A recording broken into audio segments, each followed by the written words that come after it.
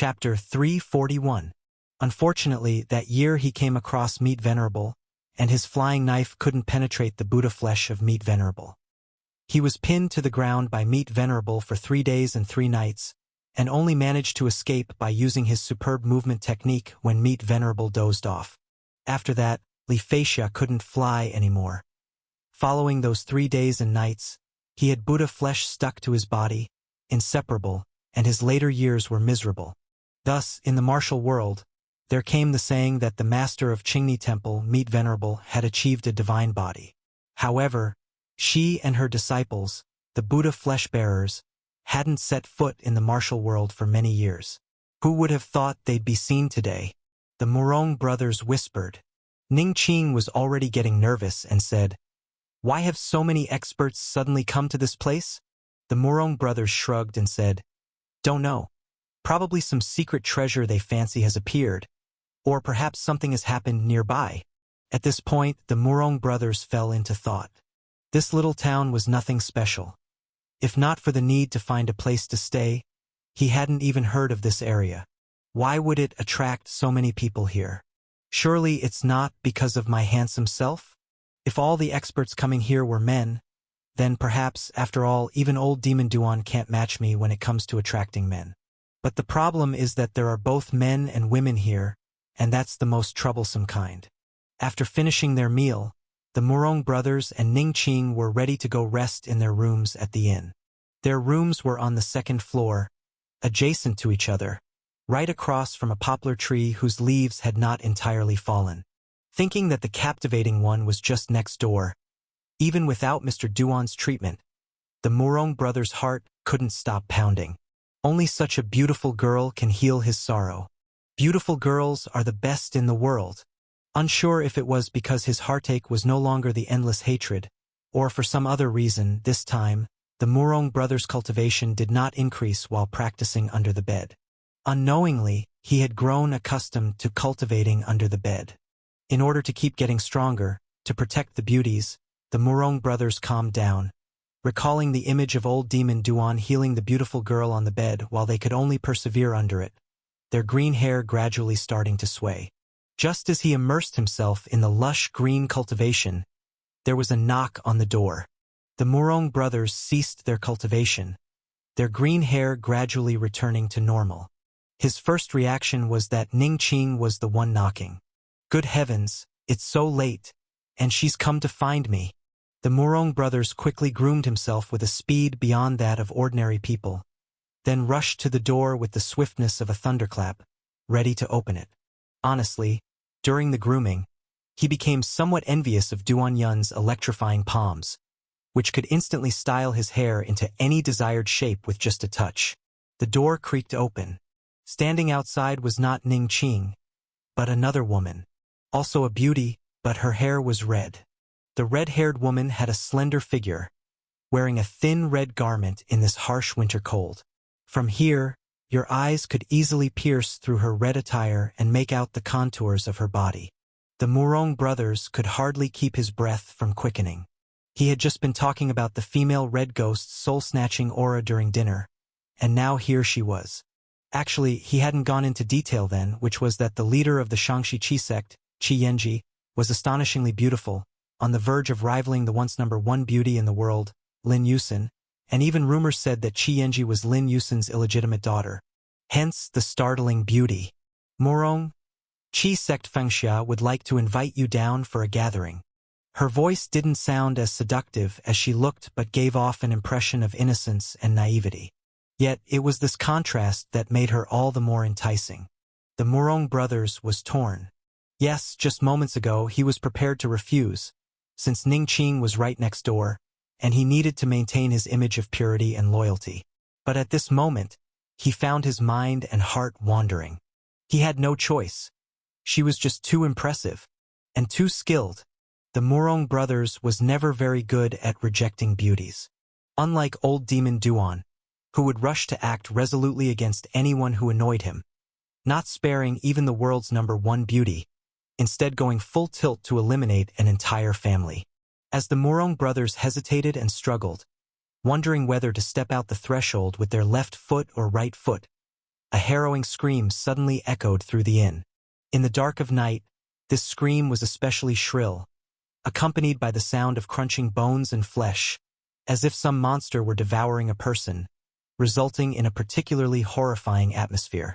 The female red ghost had already revealed a panicked expression, as she recognized the scream as coming from one of her martial brothers. Morong brothers and the female red ghost Fengxia both looked down towards the lower floors. That was precisely where the scream had emanated from. At this moment, a very delicate face appeared in their line of sight, followed swiftly by a mountain of flesh. The meat venerable who had entered the inn first squeezed out through the door, her head adorned with a red flower, her face carrying an elegant smile, yet her body bore a terrifying scene. Due to the fat on her belly undulating, it formed deep, writhing folds. The folds resembled a ghastly mouth, chewing on something. Morong brothers couldn't help but feel a wave of nausea and fear, as they noted strands of red hair protruding from those folds. Without guessing, it was clear who was being chewed on. The female red ghost began to tremble all over. Then the meat venerable lifted her head, speaking. Qingni Temple extended an invitation for Morong to come over for a chat. Morong brothers secretly felt alarmed. Could it be that I'm the real magnet here? I, Morong, truly live up to my reputation. After attracting men, now even women are attracted to me, indeed a slayer of both sexes. Duanyun, you're no match for me. With this thought, Morong brothers couldn't help but feel a sense of pride. Yet thinking that Duanyun was not by his side, and with so many ravenously attracted to him around, he involuntarily felt some tension. At that moment, a nearby window opened, revealing Ning Qing's tense face. What are they going to do, you? You mustn't go, Ning Qing said with concern. Morong brothers gave a faint smile and replied, avoiding them would only make things more troublesome. There's nothing to worry about, don't be concerned. Having said that, he turned towards the female red ghost and asked, Miss, would you care to join? Clearly frightened and anxious, the female red ghost listened as Morong brothers confidently declared, if you wish to leave, no one can harm you. With those words, he grasped the green moon saber and strode downstairs. Thank you. The female red ghost, knowing that Morong brothers said those words to protect her, couldn't help but express her gratitude. From this vantage point, Morong brothers descending the staircase truly bore the air of a heroic swordsman. Before coming here, female red ghost Fengxia had already consulted with her martial brother. She was willing to address Morong brothers as young hero, largely due to old demon Duan. They, including the meat venerable below, treated Morong brothers, the green blade demon, with such civility not only because Morong brothers' green saber was indeed notorious, but also because he was friends with Mr. Duan.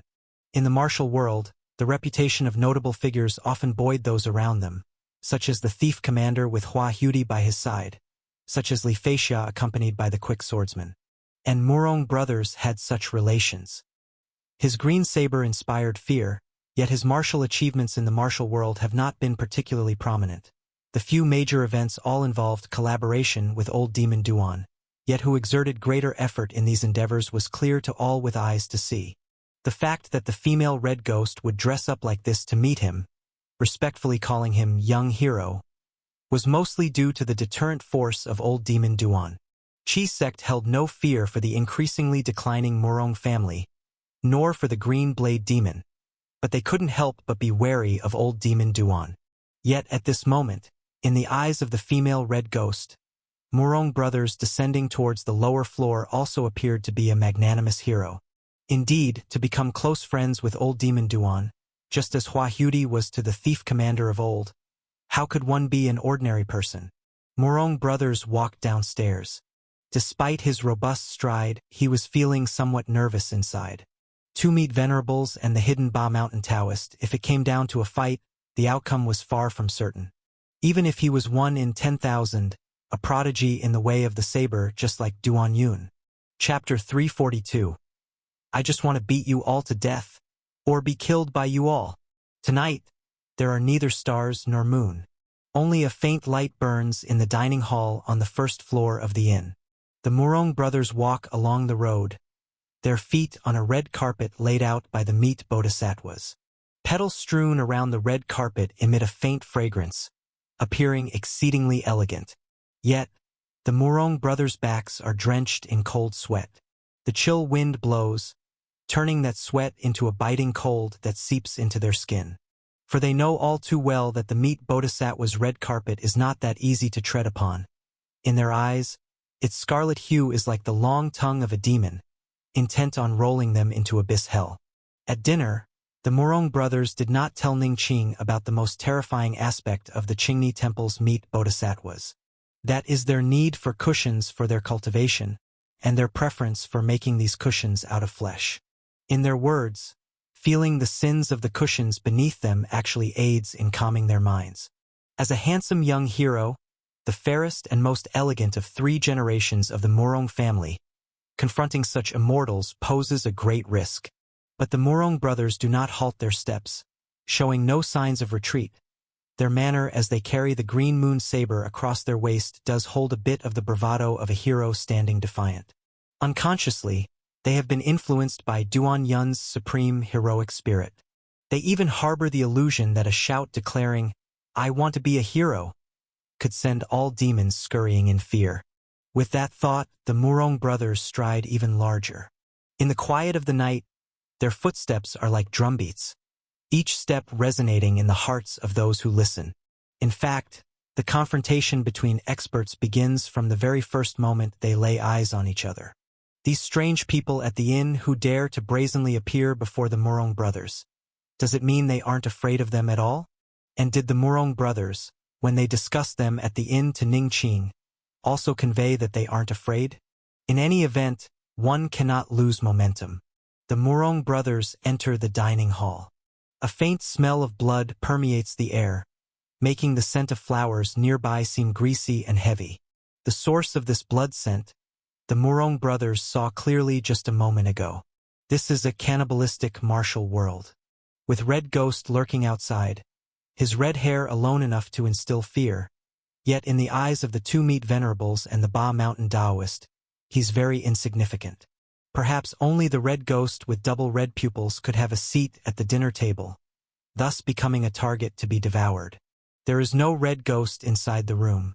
2 meat venerables are seated there, the folds on their bodies resembling mouths, exuding an overwhelming pressure, with the Ba Mountain Taoist and his strong men by their side. It seems as if both parties have agreed on something, sitting together waiting for him, which somewhat piqued the Morong brothers' curiosity. One should know whether it's the meat venerables or the Ba Mountain Taoist. Both are extremely eccentric and rarely collaborate with outsiders. "Please sit." That meat venerable, whom they've just seen engaging in ghost eating, spoke. The Morong brothers sit down firmly, yet this doesn't stop their nervousness. If it were a year ago, before meeting Duan Yun, facing such individuals, the Morong brothers certainly wouldn't dare to attend alone. From ancient times to present, there's a saying in the martial world that monks, women, and Taoists are not to be provoked. Here are precisely the women and Taoists who are the most troublesome. In the past, facing just the Ba Mountain Taoist or the 2 meat venerables alone would have been more than they could handle. It's apparent that their cultivation is profound. They are above the Tongyu realm, with high status within both Ba Mountain and Qingni Temple. And he is but one man. However, in the period following his encounter with Duan Yun, though not particularly long, he too has changed, making astonishing progress. Indeed, Duan Yun's exceptionally preposterous talent has spurred him, awakened the latent potential of this genius, unleashing his 1-in-a-million sabersmanship. His blade technique has advanced further, no longer what it once was. Even facing the 4 demons of the inn, he possesses the power to fight.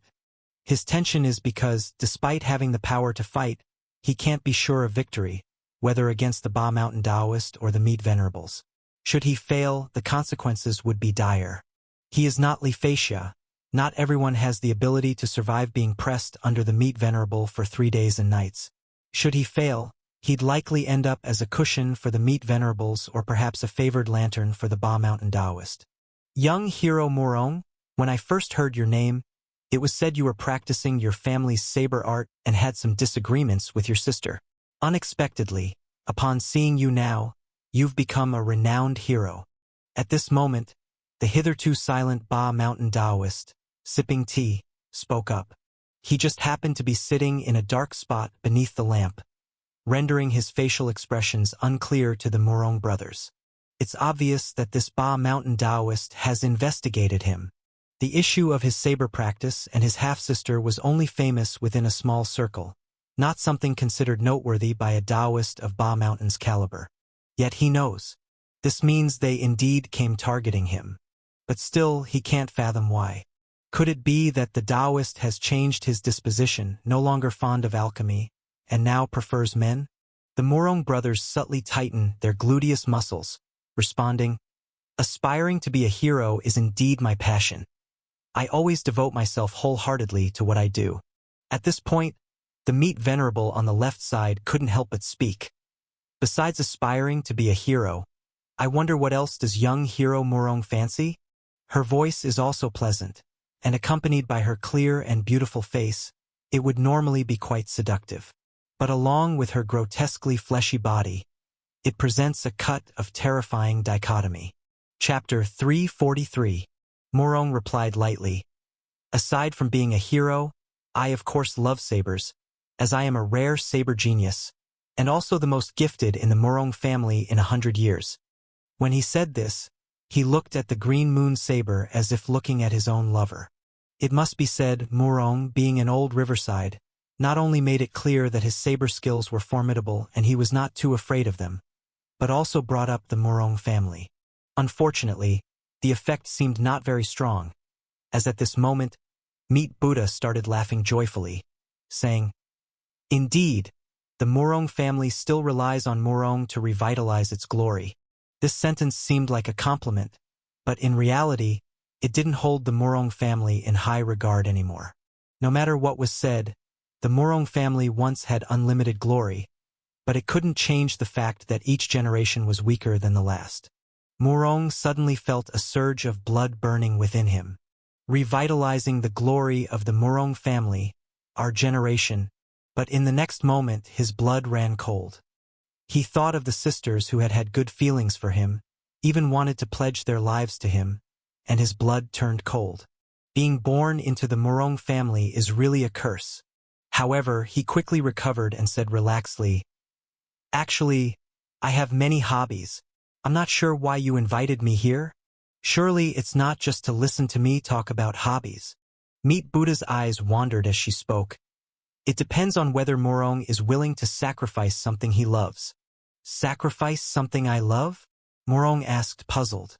"If you're willing, I'll make sure to repay you doubly, even tenfold," said Meat Buddha, her voice becoming sensuous. Morong felt as if facing a great enemy. He could not handle this pressure. So, he said, "I still don't know what exactly you all are interested in about me. Could it be this saber?" Thinking about the past when this saber had been stolen, he couldn't help but consider the possibility. After all, the green moon saber is a famous blade.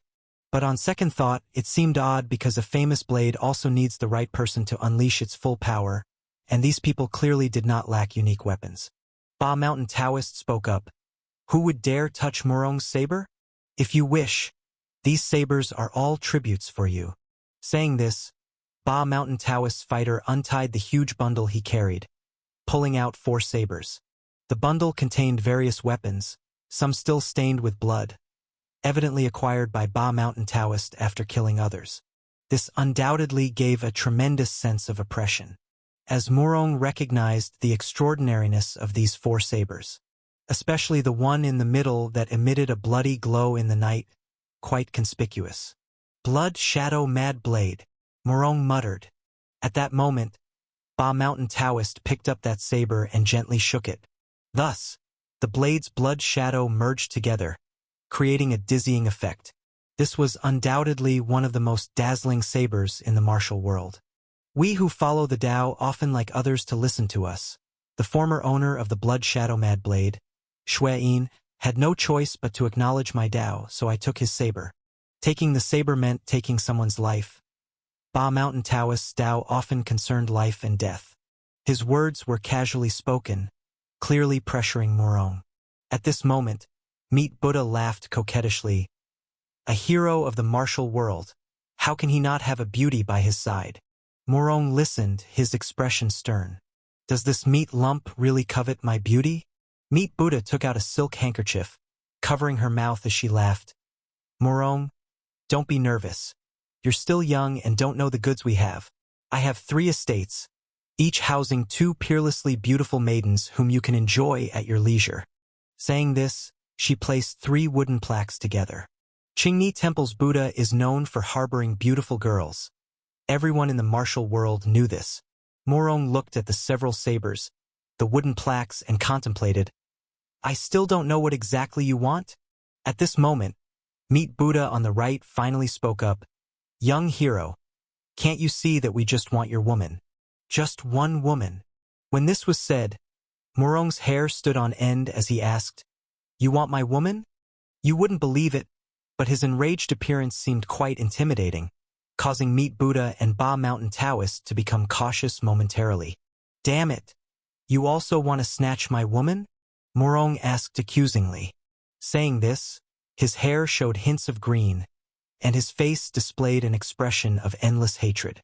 At this moment, he resembled a dragon whose scales had been reverse-stroked, seemingly about to explode at any second. Meet Buddha and Ba Mountain Taoist were somewhat baffled. They were not afraid of Morong, but Green Blade Demon's sinister saber technique was well known. Who would dare snatch the woman of Green Blade Demon? Aren't they afraid of being finished by the green flashing blade? Meet Buddha spoke up. Morong, we know you are not easy to provoke and we cannot offend you and another young hero, so we gave abundant respect. But we are determined to have that woman. For her, we can give everything. Ba Mountain Taoist continued. Young hero being young and passionate, I understand you and young hero Duan acting for heaven. I respect that. However, some women cannot be touched. You should know this, young hero. Aren't you curious why we all are looking for her? Morong's heart began to sink. They were not after him, but after Ning Qing. Ning Qing had hidden something from him. A simple girl who left home to visit relatives wouldn't attract such major trouble. Chapter 344. Although he knew he had been deceived again, Morong quickly composed himself. Frankly, I'm quite interested in this matter, but I prefer to ask her myself rather than having everyone point it out to me. The Ba Mountain Taoist laughed and said, So young hero Morong, you really intend to be our enemy? Meet Buddha couldn't help sneering, giving you and old demon Duan some face. I address you as young hero Morong. Without giving you face, you are nothing. Do you really think we can't kill you? Morong sat there. Suddenly his expression became fearful. Your words do scare me. The tone of Meet Buddha changed again, becoming gentle. We would indeed respect you if you were willing to reconsider. But at this moment, Morong suddenly changed the topic. Absolutely not. Righteousness and evil cannot coexist. Sitting here today, the thing I suddenly most want to do is to kill several of you, or be killed by you. Is that so? The 2 Meet Buddha's smiles grew even sweeter, interestedly said. At this moment, Ba Mountain Taoist and his strong men turned around, all looking towards him, smiling and said, Then come on. Morong smiled and gripped the handle of his knife, saying, Come on. The next moment, only 2 snaps were heard, and 2 table legs turned into bolts of lightning, attacking Morong. Almost at the same time, in a quiet alley on the west side of small Springtown, 3 drunkards were staggering along the road. They, the West Mountain 3 Tigers, were also considered fierce men in the martial world, the kind who drinks without paying. So, they had just been beaten up by the restaurant owner and his men, their faces bruised blue and purple. Yet even though the 2nd Tiger of West Mountain had been beaten to the point of vomiting blood, it still couldn't stop their habit of freeloading. Freeloading is bliss. Even if beaten to death, that was their justification. They West Mountain 3 Tigers had some reputation in the martial world, truly living on the edge by freeloading. People in the martial world fear being plain and unremarkable, lacking any unique traits. The 2nd Tiger, while vomiting blood and wine, said, We'll continue to drink there tomorrow. Good. If the owner doesn't beg for mercy on his knees, Then we are not the West Mountain Three Tigers. Big brother, third, my body might not hold up, but if the owner kills me tomorrow, remember to keep freeloading with the compensation money. We cannot let the name of the West Mountain Three Tigers fall. The second tiger instructed. Second brother, if you can't make it, just go peacefully, we can't forget such a matter. Remember, when you're down there, have a good life with our fourth, fifth, and sixth brothers. When they first started in the martial world, they were the West Mountain Six Tigers. And just then, the second tiger suddenly said, "Do you hear that? What sound?" This little alley had few inhabitants, always quiet. Due to it being haunted, very few dared to come here. Hearing the second tiger mention it, the other two tigers became cautious. Second brother, did you drink too much and miss here? The third tiger couldn't help asking. No mistake, maybe I'm about to die. I'm closer to the spirits, so I can hear them speaking, the second tiger said. At this, the sobriety of the first and third tigers sobered up considerably, a chill overtaking their bodies. At this moment, they truly heard some sounds. Suddenly, the sound of Swana music blasted loudly, and the rotten windows in the alley shook. Then, there was a shower of flowers from the sky, silver light flickering. Whoosh, whoosh, whoosh. Out of nowhere, about 20 people in white appeared in the alley. With a wave of their hands, long swords flying up into air, forming a line. Huangshan's sword sect, a subsect, greets the arrival of Huangshan's 6 swords. Following this, 6 people arrived, walking on swords. Among the 6, 5 wore fluttering robes, and from where the West Mountain Three Tigers were standing, they could even see their undergarments beneath the skirts. In the next instant, the Swana music reached its peak, while those West Mountain 6 swords already stood on the high ground of the alley, their sword chi-cold, their demeanor elegant. Upon hearing Huangshan's 6 swords, the West Mountain Tiger shuddered. For they were, after all, famous Huangshan swordsmen, genuine experts. But the West Mountain Three Tigers were somewhat baffled. How come 5 of the Huangshan 6 swords had turned into women?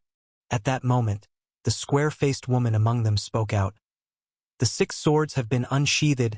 Tomorrow shall be the death date of the old demon. Old demon? Which old demon? The West Mountain Three Tigers couldn't help but shudder. For they could only think of one name, Old Demon Duan. Around Wangchun City, where good and evil mingle, evil demons abound. But the most renowned is still Old Demon Duan, who had left a very prominent demonic reputation in the graveyard. Old Demon Duan, mysterious in his movements, could it be that he was still around Wangchun City? Huangshan's 6 swords were challenging Old Demon Duan? No way. Tomorrow would not be a day for freeloading, even if it meant death. Finding an excellent spot to watch the excitement was crucial. Chapter 345. Crescent Blade. Crescent Blade. Inside the inn, the oil lamp flickered. Both Meat Venerable simultaneously exerted force in a slap, and 2 table legs came surging toward them like lightning, with a force that was both immense and heavy. The Murong brothers were seated there, bodies weaving low, legs kicking out with great strength. Their kicks were both fast and accurate, only to hear 2 loud snaps as their shoe soles burst open a trail of dust, and the table legs were kicked back. Good leg strength. The 2 Meat Venerable didn't even try to dodge but stood up straight, as the table legs immediately smashed into their belly fat, sinking in like into a quagmire. No, as their bellies undulated, the air around them twisted and deformed. Whoosh whoosh twice. The 2 table legs burst out from their bellies, the momentum even fiercer and more violent than before. The air resonated with a burst sound, bringing up 2 trails of ash-white currents. Just now, as the Murong brothers' kicks hit the table legs, it seemed effortless, but in fact, their feet were a bit numb. The strength of these 2 Meat Venerable really was formidable. At this moment, the blade was already unsheathed in his hand. But the moment the blade left the sheath, what swept across with his left hand wasn't the blade's edge, but the scabbard. The scabbard, like a fierce wind, accompanied the turn of Murong's body. Thus the 2 table legs charged with immense force were scooped onto the scabbard, spinning back. Spring rain, 4th layer. The table legs howled as they returned, with the spinning sword power, each smashing towards the two Meat Venerable. Thud thud, two dull sounds rang out. Though the table legs clearly smashed onto the Meat Venerable's corpulent bodies, they brought forth drum-like thuds. The two Meat Venerable couldn't help but be forced back several steps, crushing nearby tables and chairs into pieces. The very next instant, the Meat Venerable on the left soared into the air. Despite looking as round as a ball, she flew up quite nimbly. But that nimbleness lasted only a moment, because at this time, she was already falling. Light as a feather when she rose, yet exceptionally heavy as she descended. Murong only felt darkness before his eyes, as if a mountain was pressing down upon him. The pressure came quickly and ferociously. It was too late to dodge. Murong had no choice but to strike with his sword. With a whoosh, a flash of sword light passed by. With a boom, the ground was smashed into a huge human-shaped pit, and Murong was buried beneath a mountain of flesh, appearing utterly lifeless. But the next instant, the Meat Venerable suddenly let out a muffled grunt, her entire body falling backward, bringing up a trail of greasy juices. A blade of light seemed thin but was incredibly bright, shot out from the pit, strikingly noticeable. Murong shot out from a deeper part of the pit, because at the instant the Meat Venerable pressed down, Murong's sword light did not cut towards the Meat Venerable, but the ground. The ground was first split open by his slash, and he dived into it, thus avoiding most of the Meat Venerable's crushing attack. Moreover, he found an opportunity to gather strength and slash out with his blade. The spring rain sword chi spun among the Meat Venerable's fat, first sending out disgusting oils. It wasn't until now that a trail of blood followed. The fifth layer of spring rain had barely managed to breach the defense. Damn it! Sixth layer. Sixth layer spring rain spinning. Murong soared into the sky, breaking through the roof, shouting loudly in midair. In the blink of an eye, the sword chi rotating inside him had connected into one. Whoosh! Sixth layer spring rain swept downwards, like the spring water of Bai Lake. Wherever the spring water swept, tiles shattered, beams turned into dust, and fat was scattered as flying grease. The Meat Venerable on the left had a large gash cut open on her body. The rotating sword chi did not stop. As it pressed her body backwards, it also minced her thick flesh. If it wasn't for her ample and resilient fat, perhaps her organs would have been injured. They had indeed underestimated the swordsmanship of Green Blade Demon. In the next instant, one could only see the right Meat Venerable's body fat tremble, sticking to the left Meat Venerable's belly. The two combined as if conjoined, rippling together, and thus dissipating the fearsome sword power. Damn it! Damn it! Endless hatred indeed! Murong, who had flown into the air, now descended, with the surge of the green saber intent all over his body, revealing a pained green hue, his hair also spreading like seaweed in water. Following closely, a nearly 2 zhang long green jade sword chi cleaved down from mid-air. Upon seeing this, the right Meat Venerable thrust forward her body, her chubby right hand deftly scooping up a blanket from the ground, rolling it upwards. The blanket, which was initially soft, became as hard as an iron stick at this moment, and flicked up. But this strike was no match for Murong's sword chi. This was, after all, the sword intent of endless hatred, honed hundreds and thousands of times under the bed by Murong. With a splat, the blanket tough as an iron rod was instantly slashed to pieces, and the vast sword chi continued to strike. In that moment, the Meat Venerable's arms spun, twisting into the shape of a pretzel, while the fat in her palms swelled up like discs, pushing upwards. Crack, that was the sound of sword chi cutting into flesh. The Meat Venerable had obstinately taken the blow with her arms fat. In that instant, her fat seemed to have thousands of layers. However, the green jade sword chi was extremely malevolent, digging viciously into her body, and in an instant, her face turned green. Ah! Ching! Go and overcome Meat Venerable. I can only survive if I see Meat Venerable being dealt with. The Meat Venerable cried out in pain. At Qingni Temple, they didn't believe in gods or Buddhas, only in Meat Venerable. This faith was even a kind of perverted adoration. The sword chi of endless hatred Jade Blade had corroded her, causing her to utter such a scream. The left meat venerable, also known as Qing, witnessing this, couldn't help but shout, "What are you waiting for?" As her words ended, a tall figure swiftly flashed, charging at Murong like lightning. Chapter 346. The Ba Mountain Taoist Strongman. He was tall and burly, looking simple and honest, and even his movements appeared simple and honest. However, he was extremely cunning in capturing angles and timing. At this moment, the Murong brothers were just in the phase where their old strength had been spent, and new strength had not yet been mustered, so he charged at them. He was employing the standard Iron Mountain Lean.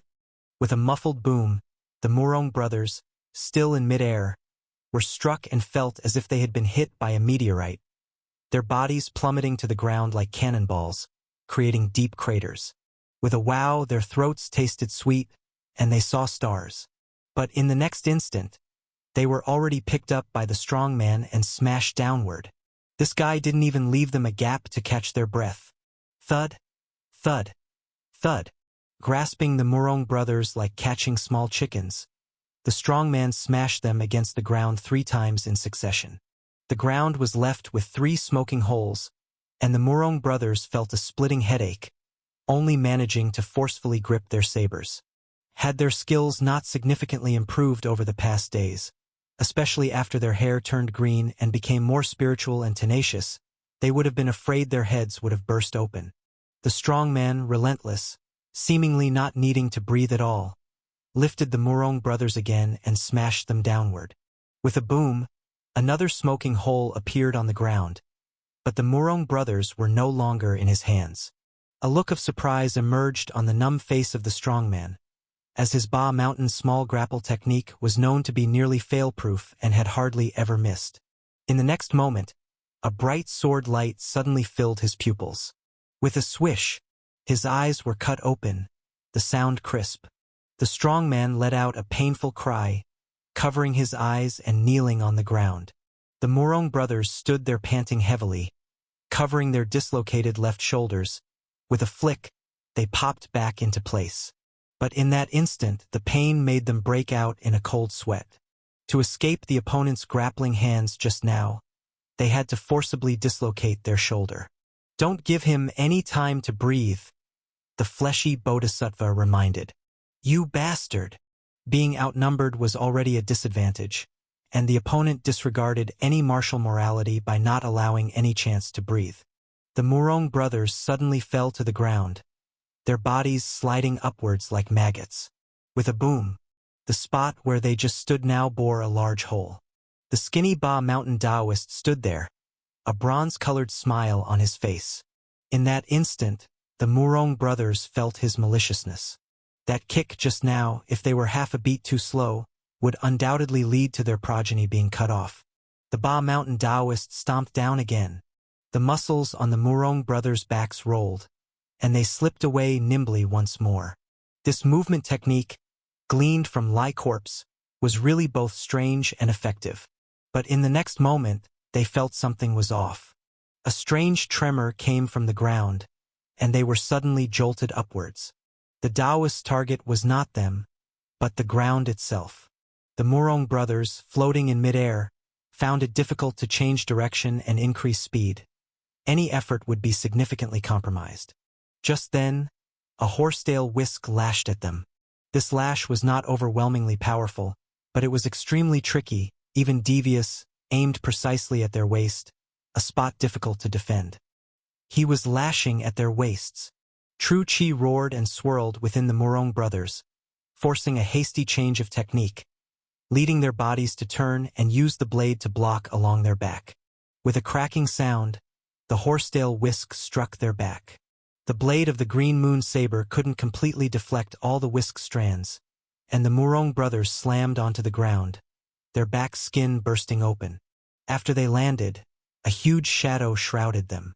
The previously gut-sliced fleshy bodhisattva once again leaped up, plummeting towards them like a meat bomb. "Damn it!" A bitter expression surfaced on the Murong brothers' faces, as at this moment, They really had no place to dodge. Bring it on. With a boom, the ground sank a foot deep, and the Murong brothers were engulfed by fatty flesh. The next instant, the fleshy bodhisattva climbed up from the ground, its fatty belly undulating. The Murong brothers were trapped between her folds of fat, but unlike Red Ghost, their cultivation was much deeper. Even if they were dazed and struggled to breathe, their hands continuously stabbed wildly with their sabers. The strong stench from the burst-open fat made it even harder for them to breathe. With a swipe, fat splashed as the Murong brothers tore open a large cut, quickly rolling out. Ah! No sooner had they rolled out of the hole than they heard a loud cry. The green-faced meaty bodhisattva leaped up and smashed down at him. You bastard! Murong's cursing wasn't finished when he was once again engulfed by the flesh. A human-shaped hole appeared on the ground, and after pressing down with her hand, the meaty bodhisattva leaped and pressed down again. Murong only felt like his shit was about to be squeezed out. Even though he used the hilt of his sword to resist, he was still overwhelmed by the impact of the fat masses. It was really heavy and disgusting. Seeing the fat woman flying up to press down again, Murong could only clench his teeth and withstand it. Ah! At that moment, a sharp scream of a woman sounded. Murong's body couldn't help but shudder. Because he recognized it, it was Ning Qing's voice. The next instant, Ning Qing appeared in front of him. Facing the meat mountain-like meaty bodhisattva, she seemed so frail and tiny. Move! Murong wanted to step forward, but it was already too late. With a boom, Murong's vision went dark. He knew that under this pressure, with Ning Qing's power, she likely wouldn't survive. He desperately tried to rush up, but the waves of fat suppressed him firmly. Ah! Suddenly, a sharp scream sounded again, and Murong's vision suddenly brightened. He saw Ning Qing push and thrust upwards, and the mountain-heavy meaty bodhisattva was pushed flying out, heavily crashing to the ground. Murong looked at the scene, his face showing shock. Could it be that you have natural divine strength? No, not even natural divine strength could do this. Murong didn't dare to ponder further, seizing the opportunity to leap up and slash down. The rotating sword light of the spring rain blade, mixed with the Jingzhe sword technique, struck down towards the meaty bodhisattva's head. With a snap, her head was suddenly split open with a large cut, her mouth still breathing heavily, looking extremely terrifying. To kill the meaty bodhisattva, you could only attack their least fatty part, the head. Murong successfully landed a strike, and at this time another meaty bodhisattva was pressing down like Mount Tai. Ning Qing lay slanted there, her face alternating between white and blue. Clearly, that push had cost her a lot. She was on the verge of fainting. Murong pushed her flying away with one hand, his entire body solidly pressed to the ground. He couldn't remember how many times he had been crushed, only feeling an intense pain in his bones, difficulty breathing, as if he was about to suffocate. And at this moment, with one squeeze of the fat down and one bounce up, the meaty bodhisattva flew again, attempting to deal him a death blow. It was clear the meaty bodhisattva was also not faring well. The huge cut on her belly kept bleeding out, with blood and fat flying. This was her last and heaviest strike for Murong young hero. Murong clenched his teeth, squeezing out the last of his true qi, also preparing for his final struggle. But at that moment, a silver sword light swept across. The cut was like a flowing full moon, lingering in the world, causing the inn's dining hall to turn completely silver white. The full moon cut precisely at the wound on the meaty bodhisattva, tearing and piercing through it more thoroughly, her plump body directly repelled. With a boom, the meaty bodhisattva hit the ground, her body split open, revealing the chopped viscera inside. Knowing she wouldn't survive, she stared at the sword light lingering in the air like a full moon, dumbfoundedly saying "Green Moon Saber," before dying. With a boom, an explosion sounded, and a thin human-shaped hole appeared on the wall. It was the Ba Mountain Taoist choosing to escape. Sixth-fold spring rain. Open! With a horizontal sweep of his blade, Murong cut open the hole and chased after it. Also pursuing was a sword chi like the full moon. Two incomparably sharp sword chi, one silent like spring rain and the other light like moonlight, instantly penetrated the body of the Ba Mountain Taoist. Under the night sky, his body quickly split into 4 pieces, blood painting a deep stroke on the white wall. Murong propped himself up with his sword, turning to look at the side. There stood the previously in's waiter holding a curved saber. The curved saber, just like the full moon. Chapter 347. A night listening to spring rain. The man holding the blade looked ordinary, no different from before. Yet now he had a blade in his hand. With the crescent-like curved blade appearing in his hand, his entire demeanor underwent a drastic transformation. At this moment, he was no longer an attendant at the inn, but a swordsman of extraordinary grace. Murong watched this person and the blade for a long while without speaking. "Do you recognize this blade?" the man asked. "Anyone who practices the blade would recognize it, though it has not been seen for a long time," Murong replied solemnly. Holding the crescent-like curved blade, the man said, "Yes, it has been a long time indeed." The blade, though not seen for a long time, had not rusted. Instead, it burst forth with a terrifyingly sharp edge in an instant. "Thank you, Senior, for your help. Are you surnamed Ding by any chance?" Murong bowed and asked. The man holding the curved blade smiled slightly, sheathed it, and his whole presence returned to ordinariness. "Like me, surnamed Ding and a user of the blade. Yet the difference is vast.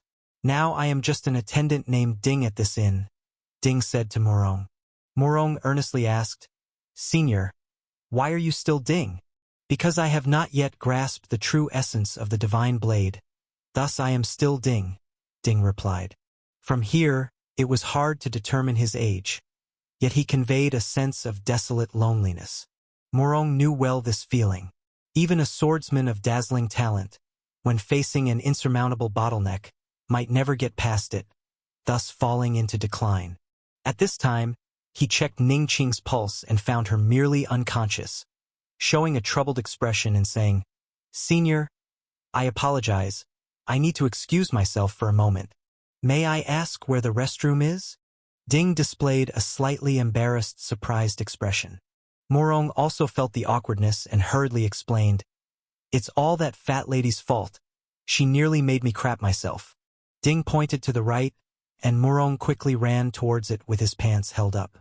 Then he ran back immediately and asked, "Senior, do you have any paper?" "No paper. A bamboo slip will do." Hearing this, Ding looked at him as if he were seeing a monster. Murong left in a hurry and returned just as quickly, leaving only chaos in the inn. Thief Ghost Haitu and Lei Laosan and others sat on nearby tree branches. Though they hadn't had time to thoroughly observe the battlefield, they still found it thrilling. Even merely the sword light that sliced the Ba Mountain Taoist into pieces was enough for them to brag about for a year or two. Not everyone has the opportunity to witness such a grand battle. Clearly, in this battle, Murong had emerged victorious. Haitu and Lei Laosan also broke out in a cold sweat. Murong's swordsmanship was significantly higher than they had anticipated, at least higher by an entire floor or two. If they hadn't promptly returned their blades and apologized at that time, the consequences would be unimaginable. The inn was very quiet. Ding had already started tidying up the tables and chairs. As soon as Murong returned, he tossed him the blood shadow mad blade. Murong caught it, his eyes flickering. While he was defecating, he had sorted through his thoughts and surmised who this Ding was. If his family's elders' 12 layers of spring rain once brought the Murong family to its zenith, then regarded as the world's #1 divine blade, after the elder's unfortunate demise in his later years when the Murong family started to decline, a swordsman surnamed Ding took over the title of the world's #1. And the swordsman surnamed Ding used a crescent-like curved blade. A blade like the crescent moon. This blade was truly a demon blade, and the swordsmanship practiced by Ding was also a demonized form.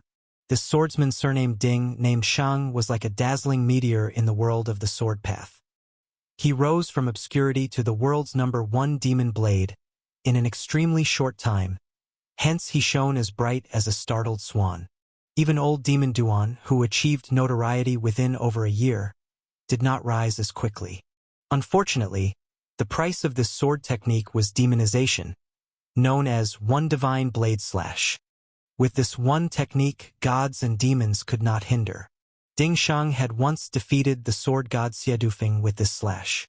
Regrettably, after becoming the world's #1, Ding Shang soon fell into loneliness and spent his days in hedonistic pleasure, leaving behind numerous offspring. Before long, he went mad and perished by self-detonation in linen before everyone's eyes. It was said that his self-detonation obliterated several streets, and the dust in the air resembled a mushroom cloud. After the death of Ding Shang, the crescent-like curved blade was contested by various powers in the martial world, reportedly ending up in the hands of Ding Shang's descendants. In subsequent years in the martial world, the crescent-like curved blade never shone as brightly as it did during its time as the world's #1 demon blade. But no one could forget that blade. A blade that simply with its occasional appearance was enough to dazzle everyone.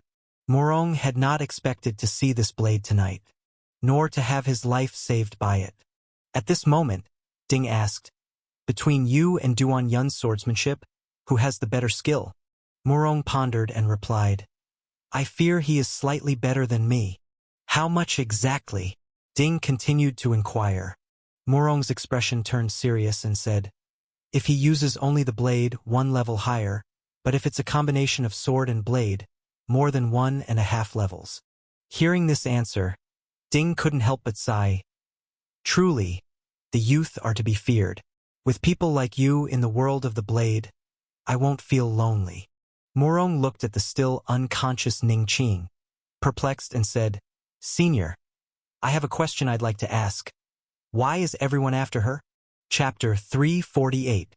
Ding watched the unconscious woman and said, "Haven't you heard of Mingyu Palace?" Mingyu Palace. Hearing these 3 words, the Morong brothers' legs couldn't help but tremble.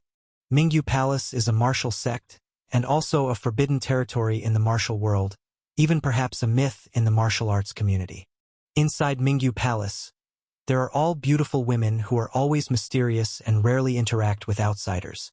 They are quite petty. If anyone offends them, their entire family would likely be killed. Once, a highly respected Jiangnan hero tried to protect a family that had offended Mingyu Palace, only for that family along with the Jiangnan hero's entire family of 453 people to be completely killed overnight. It's said that at that time even the Jiangnan hero, ranked among the top 10 in swordsmanship of his time, only managed to take 3 moves from Mingyu Palace's second palace master, Mingxing, before dying on the spot. No matter if you're the Jiangnan hero or a prestigious family, in the eyes of those 2 palace masters of Mingyu Palace, all are insignificant. This is also the reason why Mingyu Palace rarely takes action, yet is feared by everyone. She is from Mingyu Palace? She lied to me. Morong spoke, face pale. In truth, she didn't exactly lie to you.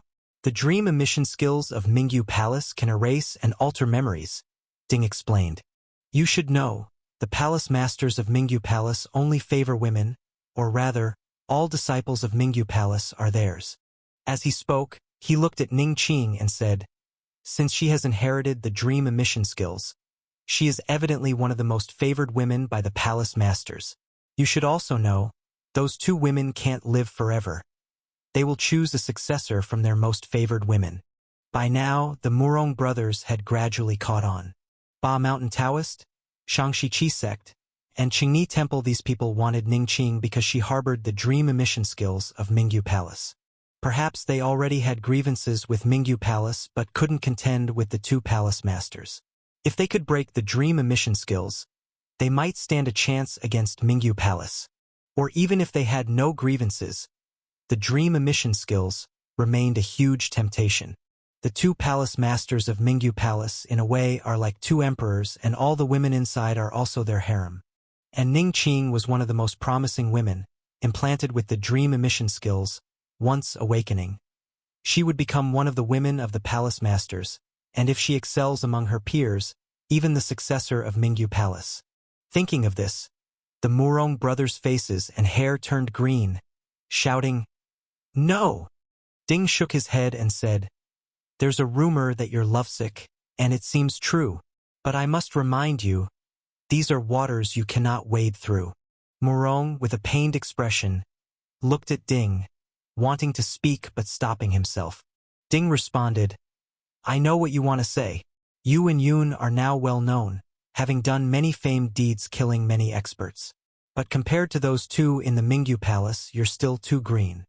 Believe me, if you want to take on those two from Mingyu Palace, unless you rigorously train for another 10 years and have some fortuitous encounters to advance a couple more levels, and meet them when they are aged, only then will you have a slight chance of winning." Murong brothers asked, "You can't handle it either, senior?" "I've told you I'm still Ding, so no."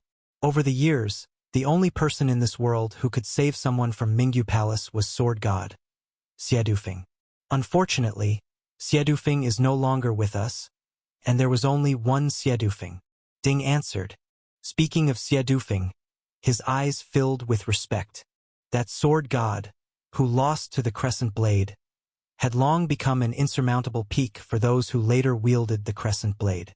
At that moment, Ning Qing opened her eyes and stood up. She turned to the Murong brothers, eyes brimming with tears, saying, "So that's it. No wonder I frequently have such strange dreams and sometimes become very strong." As she spoke, she looked gratefully at the Murong. "Thank you for accompanying me here. Don't worry about me." Saying so, Ning Qing sat down, as if waiting for death. Inside and outside the house was quiet, the air somewhat heavy, the night frost heavy and cold. Ning Qing was shivering, the last few yellow leaves on the poplar outside the window, blown by the wind, drifted and fell. Suddenly, the Murong brothers stood up, took Ning Qing's hand, and said, "Come with me." Ning Qing looked at the Murong brothers, puzzled. "I heard everything Senior Ding said. I will get you killed." Murong, holding the blood shadow mad blade, suddenly laughed. "Want me dead? Not so easy. I've had 5 sisters trying to kill me, but it took them a year and a half to find me. I can hide with you, and we could evade for at least 2 years. 2 years.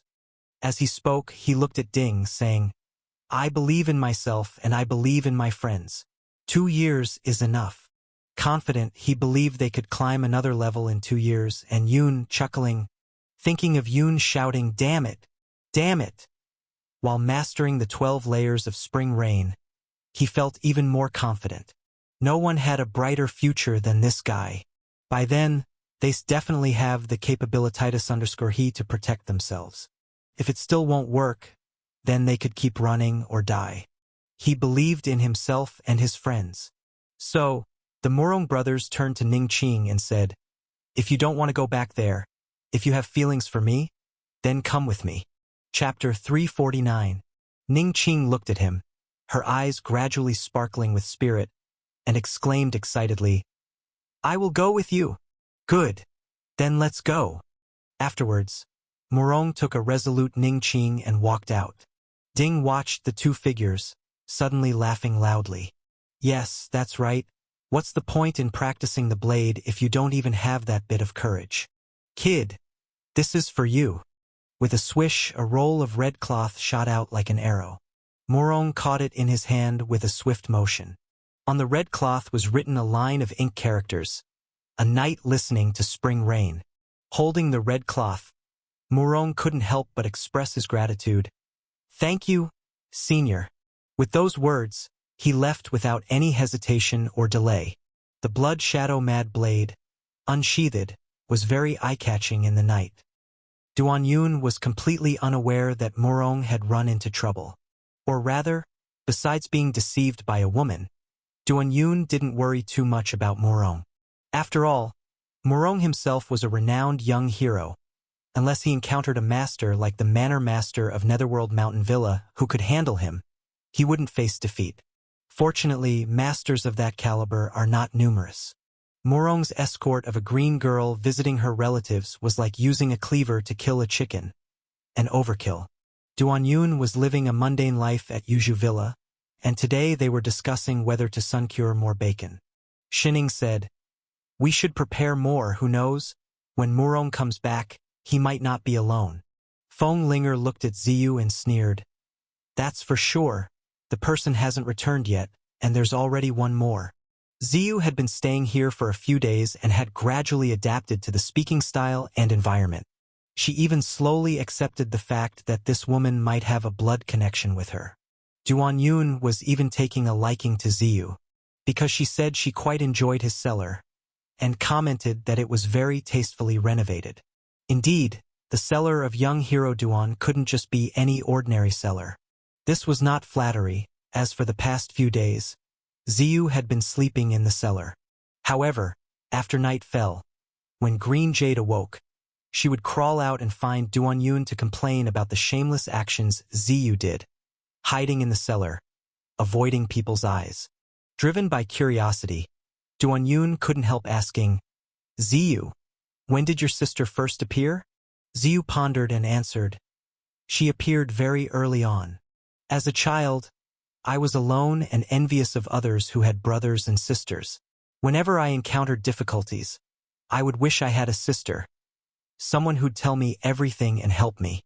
Subsequently, I often dreamed of my sister, and in those dreams we would always argue. As time went on, she appeared more and more frequently. Duan Yun pondered and asked, can you be more specific? Like when she started to appear more frequently? Ziyu replied, it was when I was practicing swordsmanship. There was a period when I couldn't perfect my swordsmanship, and yet my mother praised me for my rapid progress. Only later did I realize it was my sister who helped me. What swordsmanship were you practicing? Feng Linger asked curiously. Moon-shielding light-shaming sword, Ziyu answered. Dr. Duan's extraordinary wisdom spun in his mind, musing to himself, moon-shielding light-shaming sword? Could moon-shielding and light-shaming be like a scandalous man and an adulteress, tsh, like sisters, hence becoming so strange?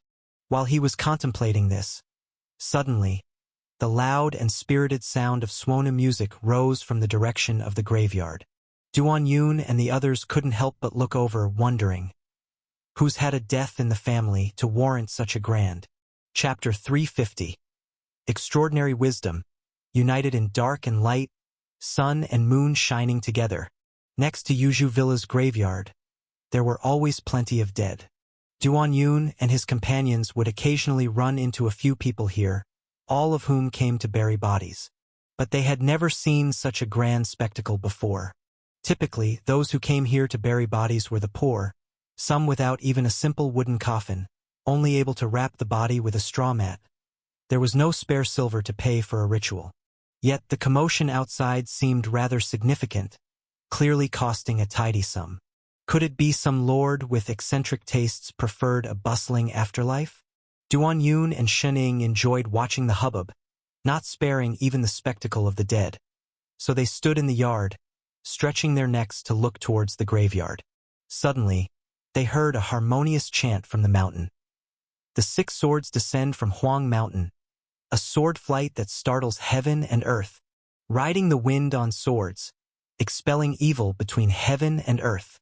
The high-pitched sound of the Suona rose, followed by the loud voices of the disciples of the Huangshan sword sect. Welcome the Huangshan 6 swords. Whoosh, whoosh, whoosh. They saw dozens of silver lights shooting into the sky, as 6 figures rode their flying swords with grace.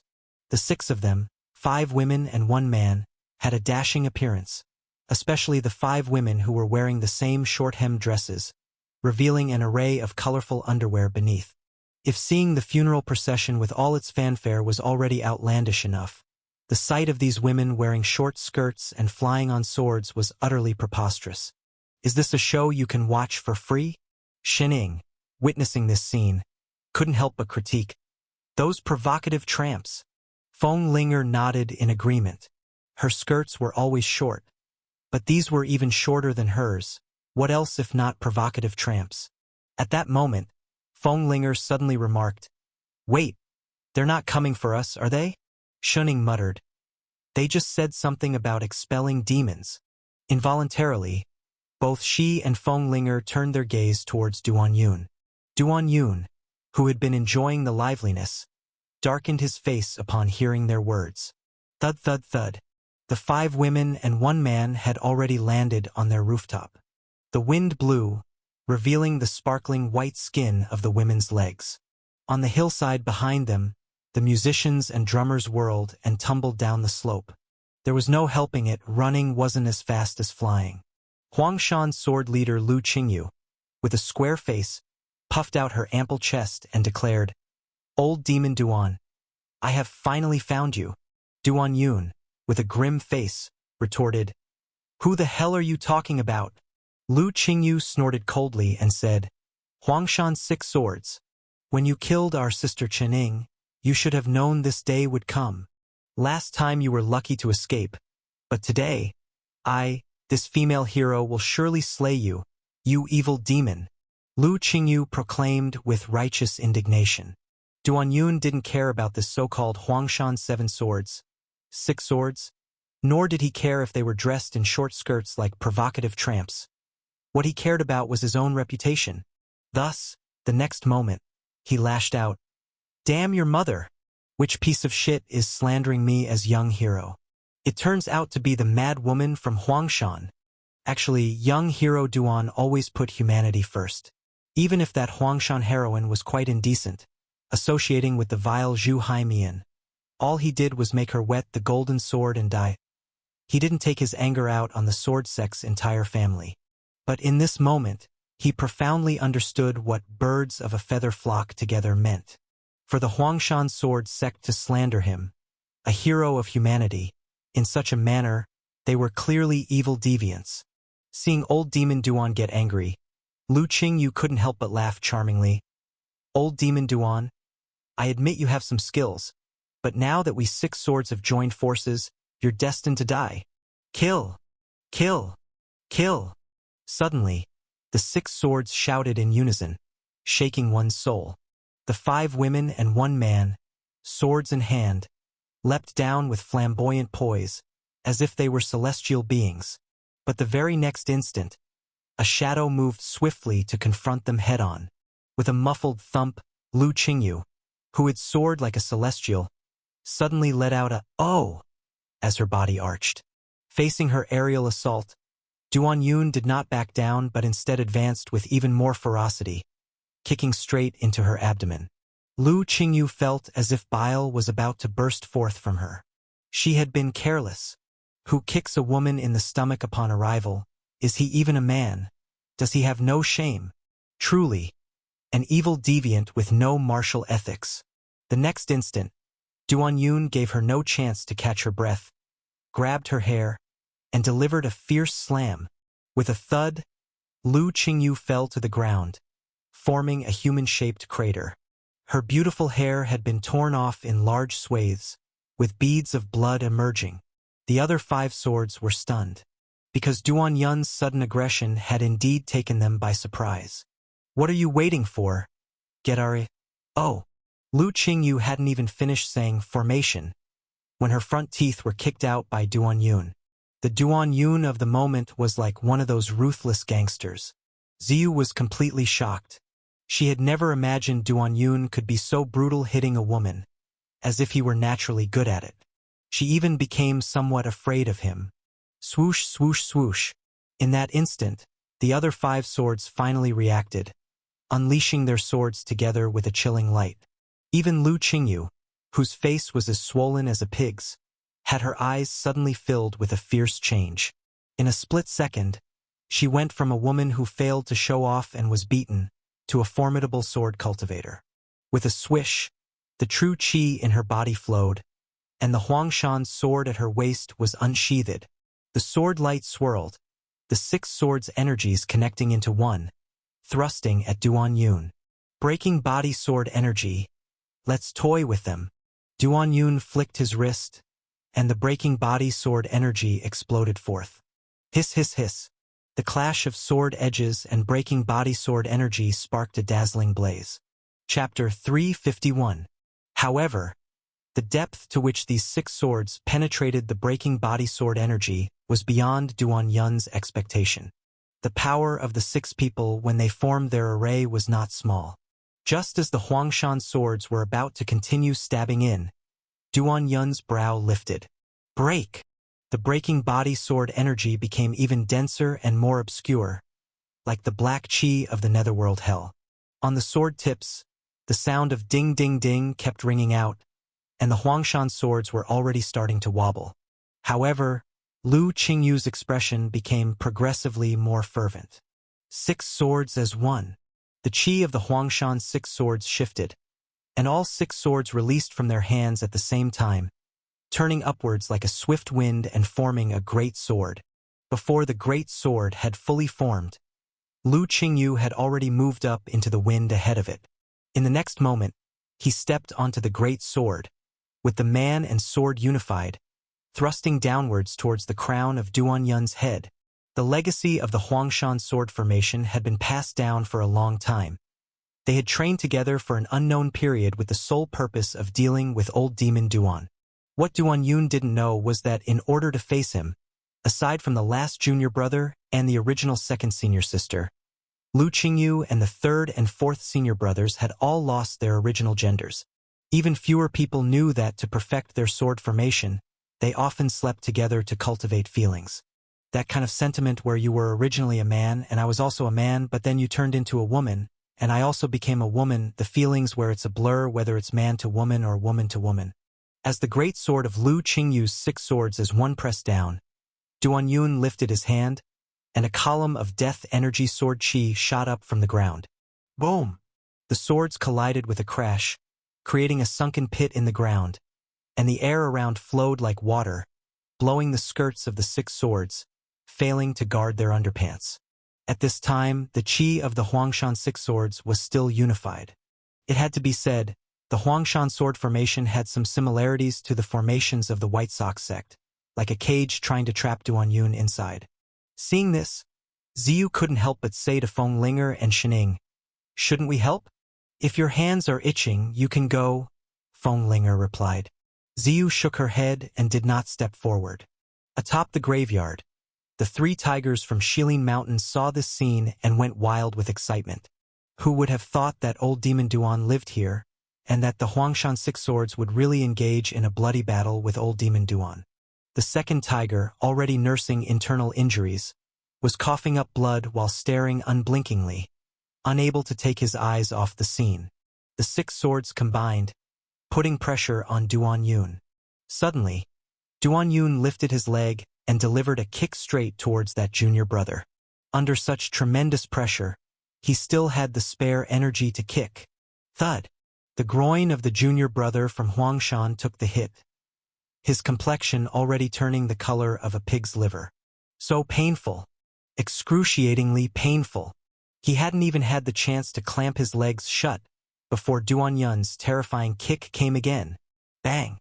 Originally, they left the junior brother as a man to maintain the yin-yang balance of the sword formation. The junior brother was also grateful that he had preserved his sparrow. But at this moment, he was in such pain that he broke out in a cold sweat, feeling that this sparrow was a burden, the source of anguish. He wished he could get rid of it right there and then. Beside him, the fourth sister encouraged him. "Junior brother, hold on. Old demon is weakening." The junior brother wore an expression of extreme testicular pain. "Damn it, you hold on." Bang! This time, the expression of testicular agony spread to the face of the fourth sister. At this moment, Duanyun's kick had hit her in the groin area. She had lost her sparrow, but the kick was equally heart-wrenching. Seeing this, Shining, Feng Linger, and Ziyu all tensed, instinctively clenching their legs together. Old demon Duan's kicks were truly ruthless. The fourth sister couldn't help but scream, "I can't take it. It hurts so much." Oh! Then, at that moment, Duanyun delivered another kick, adding insult to injury. The sword leader Lu Qingyu, pressing from above, shouted, "Junior sister, hold on. Old demon is weakening." Without any hesitation, the fourth sister's forehead bulged with veins, and she roared, "Hold on my ass, Dharma image." Swish! Behind her, a sword energy spurted out, forming a Dharma image much like Duanyun's. Lu Qingyu scolded, "You're ruining my rhythm. Dharma image." Almost at the same time, Behind the 5 swords excluding the junior brother, Dharma images resembling Duan Yun appeared. Lu Qingyu laughed heartily. Old demon Duan, bet you didn't expect this. To know both the enemy and ourselves ensures countless victories.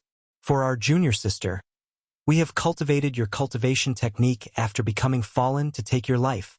Jade sword finger. Boom! As the great sword pressed down, the Dharma image released the jade sword finger sword energy. Seeing this, Duan Yun couldn't help but laugh loudly. Come on, give it some oomph. I can still withstand it.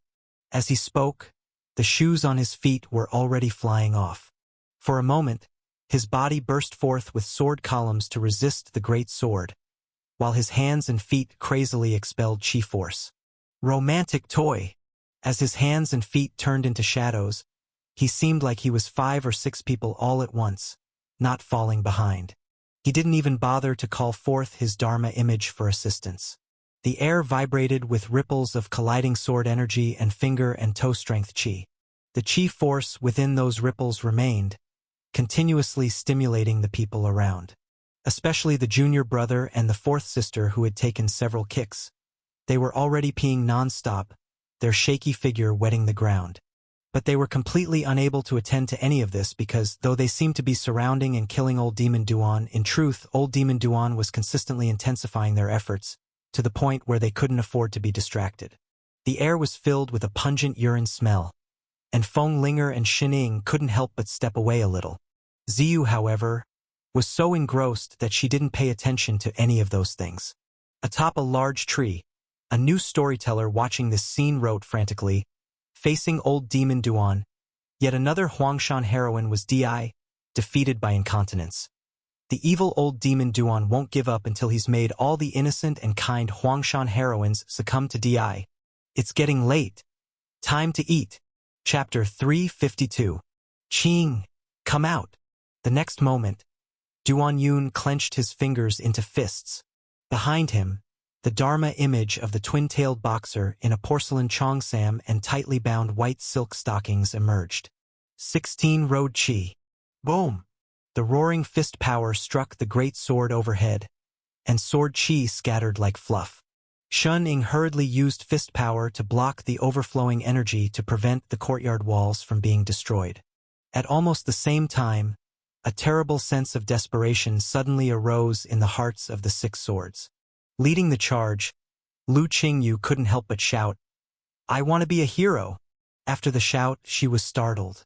She knew she could wait no longer. This might be her only chance to defeat Old Demon Duan. Huangshan Jade Girl. The next instant, as with Duan Yun's Dharma image, a change appeared behind the 5 swords. Old Demon Duan Dharma image began to turn yellow and transformed into the likenesses of the Huangshan 5 swords themselves, with an extra layer of Huangshan stone on their skin. This was the ultimate move of the Huangshan 6 swords, the Huangshan Jade Girl, which fused Jade Sword True Understanding and Huangshan Sword Intent. 2 breaths later, all the Huangshan Jade Girl Dharma images suddenly spread their legs, and countless bright yellow sword chi burst forth from beneath them. Damn it! Even Duan Yun was shocked by this scene. Despite his surprise, he dealt with the bright yellow sword chi with his breaking body sword energy and fist power, even leisurely invoking extraordinary wisdom to try new techniques. Suddenly he called out, "Little you, come out!" With a whoosh, black sword chi scattered out, and the netherworld female jade sword immortal Little You Dharma image emerged behind him, while the twin-tailed boxer Dharma image began to dissipate. "You stay too." Duan Yun's extraordinary wisdom in motion, he shouted. With that call, as if retaining an unparalleled lover, the twin-tailed boxer Little Qing Dharma image instantly reformed. So, at this moment, Duan Yun unexpectedly had 2 Dharma images behind him.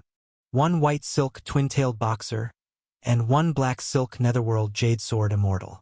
From this view, he looked as though in a left and right embrace. "With our hearts united, sun and moon shining together," shouted Duan Yun. White silk Qing and black silk Little You both showed disdain, with Little You even showing an angry expression at both him and Qing, but both Dharma images still cooperated with him. Yes, this was the inspiration Duan Yun had gained from Ziyu and Green Jade. Ziyu practiced swordplay and spawned Green Jade to assist her cultivation. So could he with both Qing and Little Yu. At this moment, he unleashed the 16 strange fist from his left hand and joined forces with the white silk twin-tailed boxer Dharma image Qing, while his right hand executed the netherworld-breaking body sword pillar, working together with the black silk netherworld female jade sword immortal Little Yu. 16 strange fist, breaking body sword chi column. For a time, terrifying fist power and netherworld-like sword chi surged out, as if storm clouds met, sun and moon shining together. Feng Linger and Shining saw this scene, their expressions bizarre. Feng Linger couldn't help but snark. Does he not need us anymore?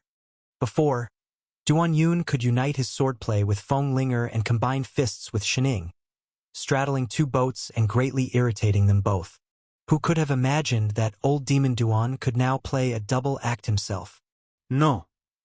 As fist power and sword chi demolished the entire sword array, Lu Qingyu crumpled to the ground covered in bloodied holes and fist marks, letting out a scream of despair. He had given his all, even fusing Huangshan's sword intent and old demon Duan's demon technique with his 1 in 10,000 talent. Yet this defeat was overwhelming. No. I will not lose. This is false. I can still do this. I want to be a hero. I want to be a hero. Suddenly, the downed Huangshan's 6 swords cried out, their lives nearing their end. Lu Qingyu, looking at Duan Yun with eyes splitting from rage, said, "You're shameless."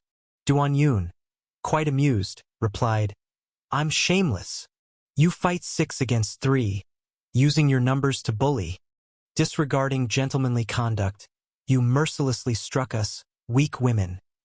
Truly, you deserve no good end."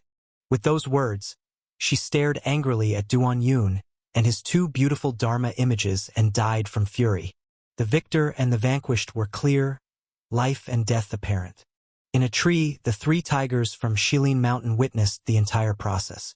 The big tiger and the 3rd tiger trembled with excitement, feeling it a great fortune in life to witness such a battle.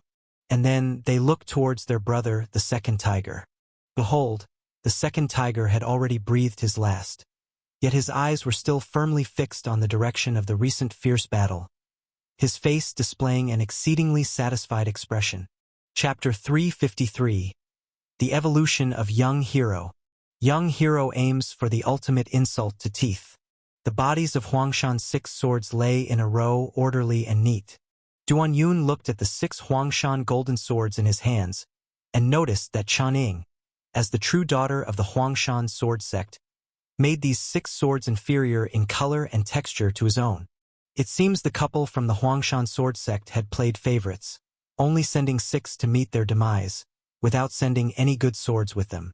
Duan Yun began to strip off the skirts of Lu Qingyu and others, upon which Shunning commented, "Even stripping the dead of their skirts?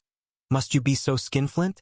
Duan Yun confidently retorted, "I took pains to eliminate a demon, and the fabric of these skirts is not bad. Do you want them?" Saying so, he looked at the 3 women present. All 3 women shook their heads. They had no interest in the clothing of the dead, especially since they were skirts of fallen women soaked with urine. Even less appealing. The most shocked was Ziyu, because it was only now that she gradually realized that Duan Yun might be old demon Duan. She loved to write rather than to listen, yet because of Duan Yun's past year and more, she had occasionally heard of this demon's deeds. If the handsome Duan Yun before her was old demon Duan, could the Murong brothers be the legendary Green Blade demon? In no time, the image of the heroic Murong brothers in her heart became blurred, slowly morphing into that of a monstrous deviant wielding a green saber. The skirt wouldn't be appropriate for her to wear either, and with a turn of his extraordinary wisdom, Duan Yun said, "Big White, after I strip these skirts, I'll make you a hero cloak." Big White, upon hearing this, immediately nodded, rolling around on the ground in happiness, kicking up dust. Duan Yun was skillful with his hands, with body-breaking sword silk flying out, threading a needle as he quickly stitched the flashy battle skirts of these 5 female bodies into a colorful cape right before their eyes. Majestic! big white wrapped it around himself, emitting a woof, and started practicing boxing moves, punch after punch with vigor, the cape fluttering with the motion, almost making Ziyu's jaw drop to the ground.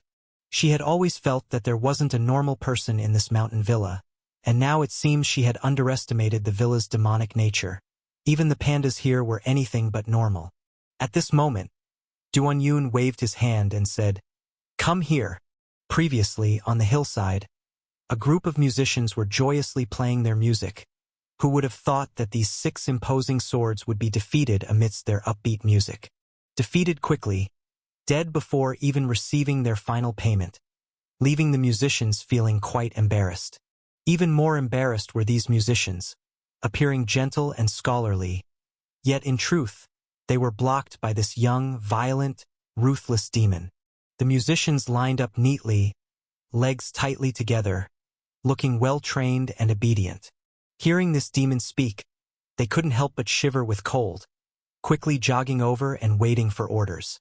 Yes, they played music with abandon, as if their lives depended on it. But once the music stopped and their clever heads had enough air, they suddenly knew to be afraid. They are dead. When you bury people, you do it how it should be done. Play what you need to play. I, young hero, cannot bear to see them exposed in the wilderness, Duan Yun stated. The lead musician was suddenly moved by these words. Handling funerals was their speciality. So with a wave of their hand, the bodies of 5 women and 1 man were carried off. O la mi la suo mi shansi. Ah mi tuo tuo ning din zing. For gong players tied the bodies together, carrying them on bamboo poles, beating their gongs and chanting.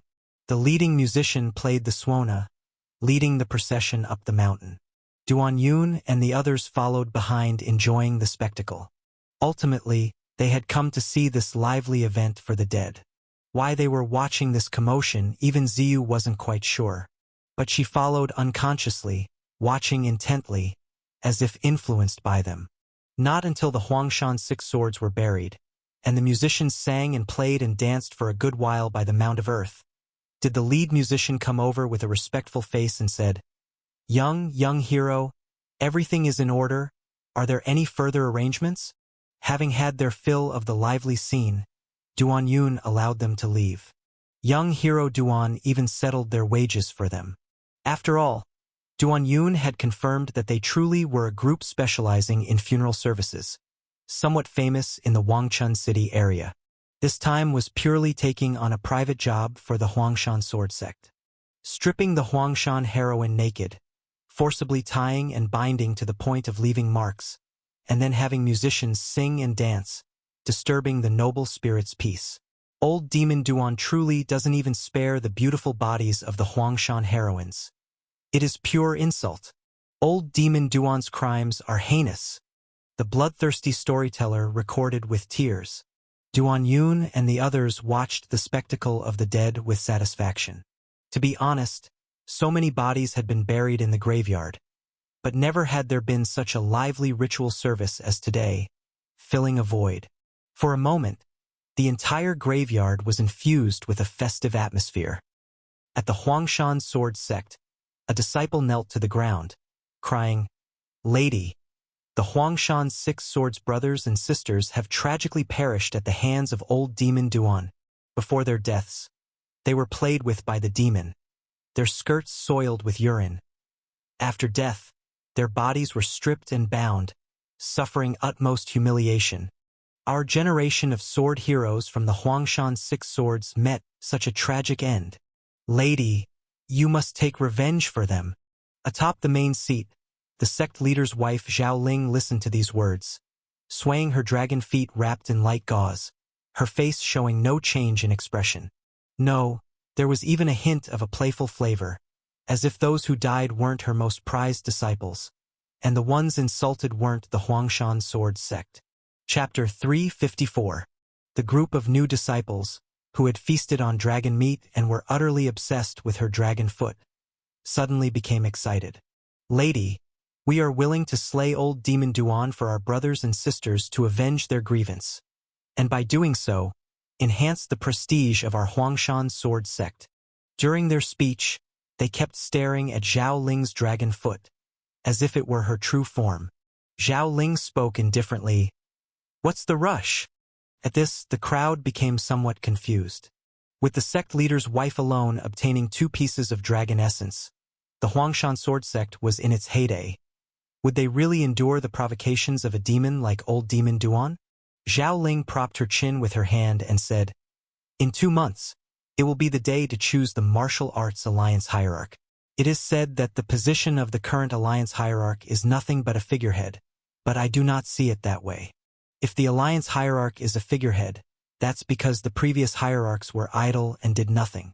Once I become the martial arts alliance hierarch, I will start purifying Huang Mountain of demons, and old demon Duan will be the first one."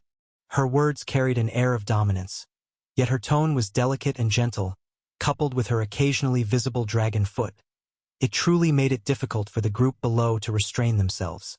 It turned out that the reason the lady could bear it was to have old demon Duan serve as the achievement on which the martial arts alliance hierarch could build her reputation. It was truly a deeply thought-out plan. "We are definitely ready to go through fire and water for the lady, without hesitation. Madame Huangshan, the pinnacle of martial arts, divine skill unmatched, a force without limits.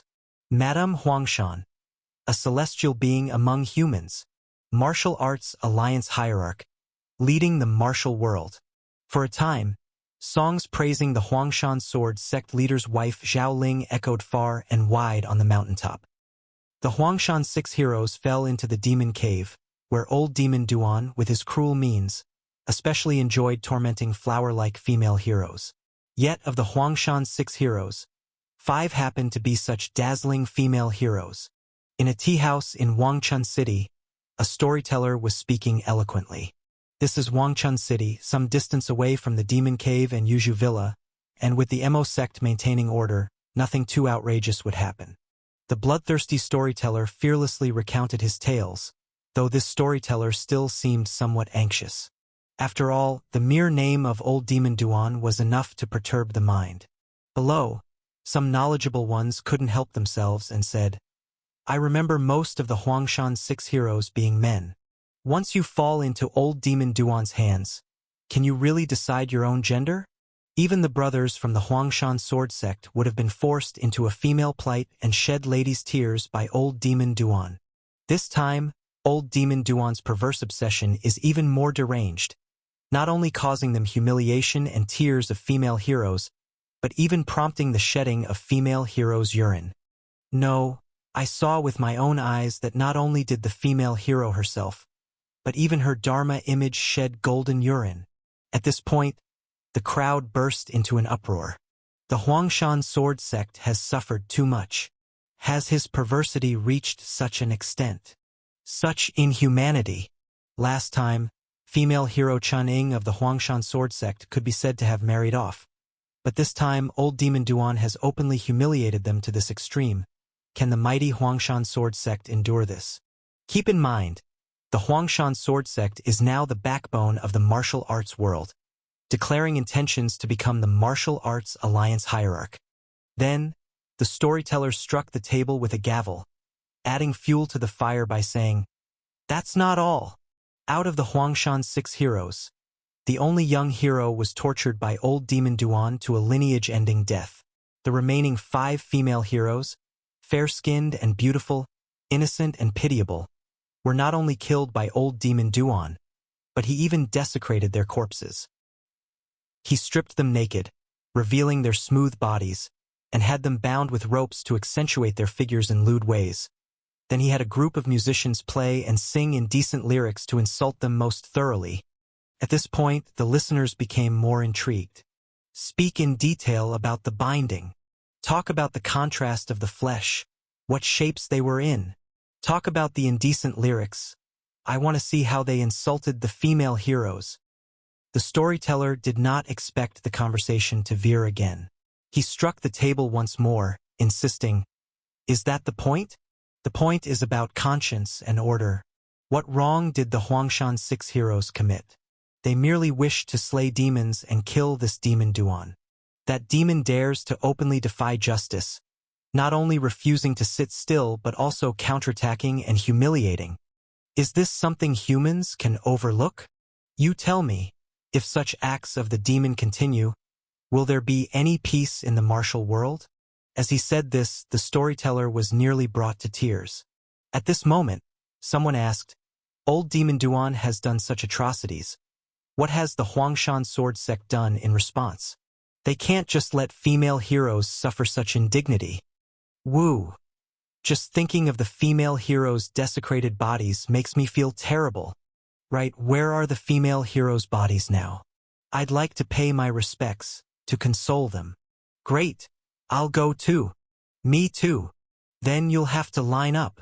The storyteller did not expect for the mood to shift again, and once more he struck the table, saying, The Huangshan sword sect certainly won't let things rest. I've received the news that after sect leader's wife obtained 2 pieces of dragon essence, her divine skill has been perfected. She has united the 6 major sects, and on the 16th of the first month, they will hold a martial arts grand assembly at Gathering Talent Manor. At that time, she will ascend to the martial arts pinnacle and become the martial arts alliance hierarch. The first thing she will do is to make an example of Old Demon Duan. The storyteller spoke with an impassioned voice, continuing to shout, Now with the entire Huangshan sword sect united inwardly and outwardly, truly the elite of martial arts, with their leadership in purging martial world of demons, where will there be a foothold for a demon like Old Demon Duan? Then, it will surely restore peace to the martial world. At this time, someone in the audience timely said, Have you folks heard some things recently? What things? It's about the foxes in the mountains suddenly crying out to the moon, singing Madame Huangshan, the pinnacle of martial arts, divine skill unmatched, a force without limits. Madame Huangshan, a celestial being among humans, martial arts alliance hierarch, leading the martial world. Chapter 355. The foxes have started to speak. This must be destiny. Indeed, destiny cannot be defied. Old Demon Duan's days are numbered. Suddenly, the tea house was abuzz with spirited discussions. The topic has finally come back on track. The storyteller looked at his accomplice in the audience, his face brimming with pride. He was a storyteller from Wangchun City, quite experienced, but his storytelling had always been lukewarm, until a few days ago when he dreamed of his colleague Old Gua. In his dream, Old Gua, face ashen, asked, Old Tan, do you want to become a storyteller as formidable as me? Do you want to make a name for yourself in storytelling like I have? Old Demon Duan is now the public enemy of us storytellers. Only by capturing Old Demon Duan can you soar to fame. Do you wish for it? Old Tan was thrilled in his dream and said, I do. Old Gua smiled with satisfaction and said, Then go ahead. Seek out Old Demon Duan. Speak of Old Demon Duan's evil deeds. Promote our bloodthirsty reputation, and leave him no place to turn. Old Demon is still lurking around the graveyard. At this point, Old Gua's visage and voice faded into vagueness. Old Tan suddenly thought of something and asked, Old Gua, are you still alive? Are you human or a ghost? Old Gua smiled vaguely and said, Does it matter? What's important is that you must do well. Old Tan woke up as if enlightened and realized the secret of Old Gua's success. Storytelling is an art of offense. His own storytelling never made waves because he had never been offensive enough. It was like he had opened a treasure box and discovered the treasures within, overjoyed with the find. Old Demon Duan, watch how I speak of you. I must become famous too. Old Demon Duan, by making an enemy out of the bloodthirsty storyteller, you're digging your own grave. At this moment, young hero Duan in the tea house didn't rage but instead burst into laughter. Beside him, Feng Linger and Shening both felt a shiver down their spines. Has this guy gone mad from the provocation? Shening cautiously said, Are you all right? This is pure nonsense. I'll help you deal with him later. Duan Yun waved his hand and said, No need. No need? No need to break his legs, smash his teeth, or carve justice into his flesh? Asked Shening, puzzled. Or should we pull out his tongue? Suggested Feng Linger. Duan Yun shook his head and said, no need for that either. On the 16th day of the first month, I, young hero Duan, in front of everyone at the Gathering Talent Manor, will have the demon Madame Huangshan that he boasted about kneeling on the ground, urinating all over the manor, stripping her naked, binding her tightly with rope, and then hiring some musicians to send her off with lewd and indecent serenades. He's right to die in utter humiliation, with even the dead body not spared. This is indeed the fate deserved by demonic fiends. I used to let them die too easily in the past. Now, I shall watch as these noisy dogs one by one see their dreams shattered. After killing all the demons and subjecting them to extreme humiliation, let's see whom they can brag about then. This is truly fantastic, Duan Yun said excitedly. As he spoke, he took out his Yama book and wrote down the name of Madame Huangshan and others. Feng Linger and Shining were stunned. Mr. Duan, young hero Duan has changed. Before he would rage at such rumors. And now he revels in them, even using their descriptions as a guide for action. Once he only killed people in various ways, now he has learned to humiliate fiercely, not sparing even the corpses. It seems some people die, and in death, they are made a spectacle of for countless years to come. This storyteller has indeed done a great deed. Seeing the names of Madame Huangshan and others on the Young Hero book, Feng Linger and Shining broke out in a cold sweat. They looked at each other, each filled with trepidation. Fortunately, they were not demonic fiends targeted by young hero Duan, but were instead righteous allies of Duan Yun, and could even go further, becoming an immortal couple, never to appear in this Yama book. Yet they also worried, because Madame Huangshan truly possessed 2 dragon essences, and although those boasting claims were exaggerated, they somewhat represented her mindset and strength. Duan Yun was formidable, exaggeratedly so, but he was still so young compared to the Huangshan sword sect, which had acquired dragon essences. His foundation seemed meager. Could he really achieve this? Chapter 356. Closed-door cultivation. Magnetic field reversal, endless electric sword. On the way back to the mountain villa, Feng Linger voiced her concerns. Duan Yun, the Huangshan sword sect is not what it used to be. If the Huangshan sect leader's wife refines 2 dragon essences by herself, I'm afraid she won't be easy to deal with. Duan Yun said earnestly, I know that. There's still nearly 2 months' time. During these 2 months, I will study and practice diligently, even at the expense of sleep, to make sure that which wets herself at the Gathering Talent Manor. An evil demon wants to be the martial arts alliance hierarch, causing chaos in the martial world. I, the nameless young hero, will let all the devils under the sky see what can be done and what cannot. Feng Linger and Shining were speechless and shocked for a moment. Is this something that can be solved in 2 months? Ziyu, upon hearing the news, thought Duan Yun was crazy. Is he really going to do this? Is he that bold? Ziyu muttered. To her, with all the heroes gathering at the Gathering Talent Manor, Duan Yun showing up as a newly risen demon would be tantamount to giving himself away. Possessing 2 dragon essences and having absorbed a great amount of true qi from those who had eaten dragon meat and dragon blood, the Huangshan sword sect was far from the level of the foes he faced at the graveyard battle. Now, Duan Yun was stronger than he was during the graveyard fight, but time was too short. Even a 1 in a million genius needs time to grow. After returning to Yuzhu Villa, Duan Yun buried himself in the cellar, seeing no one.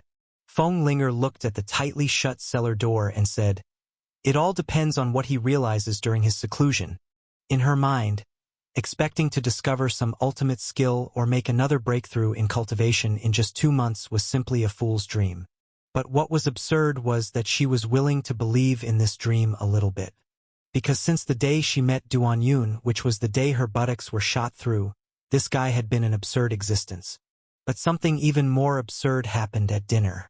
Duan Yun, who was supposed to be in seclusion, suddenly came out asking when dinner was. You need to eat while in seclusion? Feng Linger exclaimed. How can a person not eat? I'll continue my seclusion after dinner, and I might even have to stay up late tonight. It's best if I could get a late-night snack prepared. Duan Yun stated his demands. He still wants a late-night snack? Feng Linger, Shining, and Ziyu looked at him, flabbergasted. This wasn't quite the seclusion they had envisioned. Seeing the way the three women stared at him, Duan Yun couldn't help but say, "I've been busy with my seclusion recently, and cooking takes time. I promise. Once the affair at the Gathering Talent Manor is over, I'll cook for 2 months by myself. Don't be so stingy." It was a rule at Yuju Villa that each person took turns cooking daily. Duan Yun thought they were accusing him of slacking, which is why he said that. That night, Duan Yun ate very well, because he knew that operating extraordinary wisdom consumed a lot of energy. Shining stayed up all night to cook winter melon pork rib soup for his late-night snack, but after a whole night of waiting in the kitchen, she fell asleep without ever seeing Duan Yun show up for his snack. In the morning, seeing Duan Yun crawl out of the cellar with sleepy eyes, Shining couldn't help but question him. "Didn't you say you wanted a late-night snack?" Duan Yun explained seriously. "I was too full after dinner, and I planned to take a nap before staying up to cultivate, but ended up sleeping till morning." "Damn it!" Shining was so angry she almost kicked him. Duan Yun's seclusion, apart from spending more time in the cellar and eating more, had no other changes. Such a performance in seclusion made Feng Linger and Xin Ying's already slim hopes even slimmer. They even felt a little disappointed, because even if it was Duan Yun, such a seclusion wouldn't lead to any miracles. If they didn't know Duan Yun was really petty and vengeful, saying he'd hit whoever he said he would, they would have started to suspect that Duan Yun was just killing time in the cellar, taking the opportunity to be idle. They were discussing whether this guy was just teasing them and whether he would really go to the Gathering Talent Manor at all. Duan Yun didn't have the time to understand their thoughts, because he was moved by his own efforts. This young hero is really working hard. Except for eating, having snacks, going to the bathroom, urinating, having afternoon tea, and taking a nap, he spent all his other time in cultivation and contemplating on his cultivation technique, which was a rare situation. Even when he first started and planned to eliminate the entire Xuanxiong gang in 100 days, he didn't practice as diligently and persistently. After all, back then, he had limited true qi. Once he finished for the day, it was hard to continue. But now things were different. The days of seclusion in the cellar reminded him of the college entrance exam sprint from his previous life. He was either studying or on his way to study. He found it a bit dull and hard. All this was caused by that mad woman of Huangshan. Thus, Duan Yun's grudge against the Huangshan sword sect, these evil demon outsiders, deepened. At night, Duan Yun had his late-night snack, operated his extraordinary wisdom for a while, and then fell asleep in the cellar again. In a daze, he felt as if he smelled the faint fragrance of orchids. The feeling was like having a strange and beautiful girl come to sleep next to you in the cellar in the dead of night. Such treatment must be for someone who is very handsome and strived for justice. Young heroes are always popular. Thinking this, Duan Yun woke up and saw that there indeed was a beautiful girl sleeping next to him. There was a large bed in the cellar, which he had dismantled and brought back from the Chongling sect's cellar. The Murong brothers had cursed him several times for that, because when Duan Yun went to the Thunder God and Mother sect to annihilate them, he left all the moving tasks to the Murong brothers. Who would have thought that the bed the Murong brothers helped him bring back now had his dear sister lying on it? Chapter 357. Ziyu. Seeing the girl lying next to him in her light clothing, staring at him in a deep reverie, Duan Yun felt a bit bewildered. "What, you like that bitch?" Hearing this sentence, Duan Yun knew it was his sister Green Jade. "What are you doing?" Duan Yun asked. "Sleeping, of course. I usually sleep in the cellar anyway, and there's only one bed here." Green Jade blinked her beautiful eyes, speaking in a low voice. She naturally had seductive peach blossom eyes, and her body carried the faint fragrance of orchids, which at that moment felt quite electrifying. Duan Yun couldn't help but retort, "Does your sister know about this?" "That bitch doesn't deserve to know this," Green Jade said firmly. "Does Murong know about this?" Duan Yun asked again. "The little bitch likes Murong, but I don't. I'm not afraid of you like Ziyu is. I heard you're demon Duan, and I just happen to be interested in a demon like you who is up to no good." Green Jade said with a charming smile. Unfortunately, her smile lasted only a few breaths before it disappeared. And that was because she was kicked off the bed by Duan Yun. Duan Yun, with a scowl, said, "Who are you calling demon? You're the real demon, your whole family are demons. I still think your sister is cuter. You need some disciplining." Saying that, he was about to disregard the issue of family consent and cure the sister's illness earlier than planned. Green Jade shrank back in fright and ran out, saying, "You really are a bad guy. Big bad guy." Her arrival had been silent and unnoticed, and her departure was just as ghostly and light, leaving behind only her faint fragrance. Duan Yun didn't force her to stay for treatment because, just then, a spark of inspiration flashed across his mind. Yes, the vision of Green Jade with her electrifying peach blossom eyes reminded him. Now he not only had fingertip thunder for treating illnesses, but also mastered the electromagnetic sword field as a powerful move. However, aside from this big move, he lacked a more flexible offensive technique. Electricity and sword chi have great potential. There's still room for development. Suddenly, Duan Yun thought of something, his eyes intense. Breaking body sword energy. Come out. Hand palm thunder. In the dim cellar, one could see Duan Yun's left palm flickering with thunder, his right hand gathering breaking body sword energy, his hair flowing, like a god descending. In a concealed corner of the cellar, Green Jade watched this scene and murmured to herself, "Little bitch, this demon is more attractive than Murong." No, it's not like that. Just then, another voice suddenly rang out. It was the same voice, but the tone was completely different. It was Ziyu's voice. In a moment, whether it was Ziyu or Green Jade, the expression on her face was complicated, or rather, both pairs of those beautiful peach blossom eyes had changed. One purple, one green, one filled with a certain sinful pain and strife, the other brimming with heat and interest. In the morning, Fenglinger and Shining were sitting on the threshold. They were facing the entrance to Duan Yun's cellar. They had discussed reminding him that the martial arts competition was no joke and that the Huangshan sword sect was not so easy to deal with. They even thought about making the tough decision to use their charm to bind Duan Yun, to prevent him from recklessly going into danger. They believed that patience would lead to calm seas and that stepping back opens up a whole new world. For the young hero avenging his grudge, a few years' delay wouldn't matter. There was no need to be impulsive in this matter. Creak. Finally, the wooden planks of the cellar opened, a bit later than expected. After all, breakfast time was long past, and Duan Yun used to be quite punctual with his meals. But the next moment, both of them stood there in a daze, because what they saw was Duan Yun and Ziyu coming out of the cellar together. They were talking and laughing, adjusting their clothing, which led to all sorts of wild guesses. Upon seeing them, Ziyu cheerfully said, "Did you two sleep well?" Shining gritted her teeth and said, "Slept incredibly well." Fenglinger followed with the same grudging tone. "Definitely slept better than you two." Ziyu suddenly smiled. "You two wouldn't misunderstand, would you? I just slept in the cellar for a night, on a wooden board, as there are no spare rooms here." Saying that, she looked around and continued, Perhaps I should make a room for myself too." Xin-Ing and Fenglinger exchanged glances, coming to a realization, and asked, "Are you Green Jade or Ziyu?" The girl, who was either Ziyu or Green Jade, smiled lightly. "Does it matter?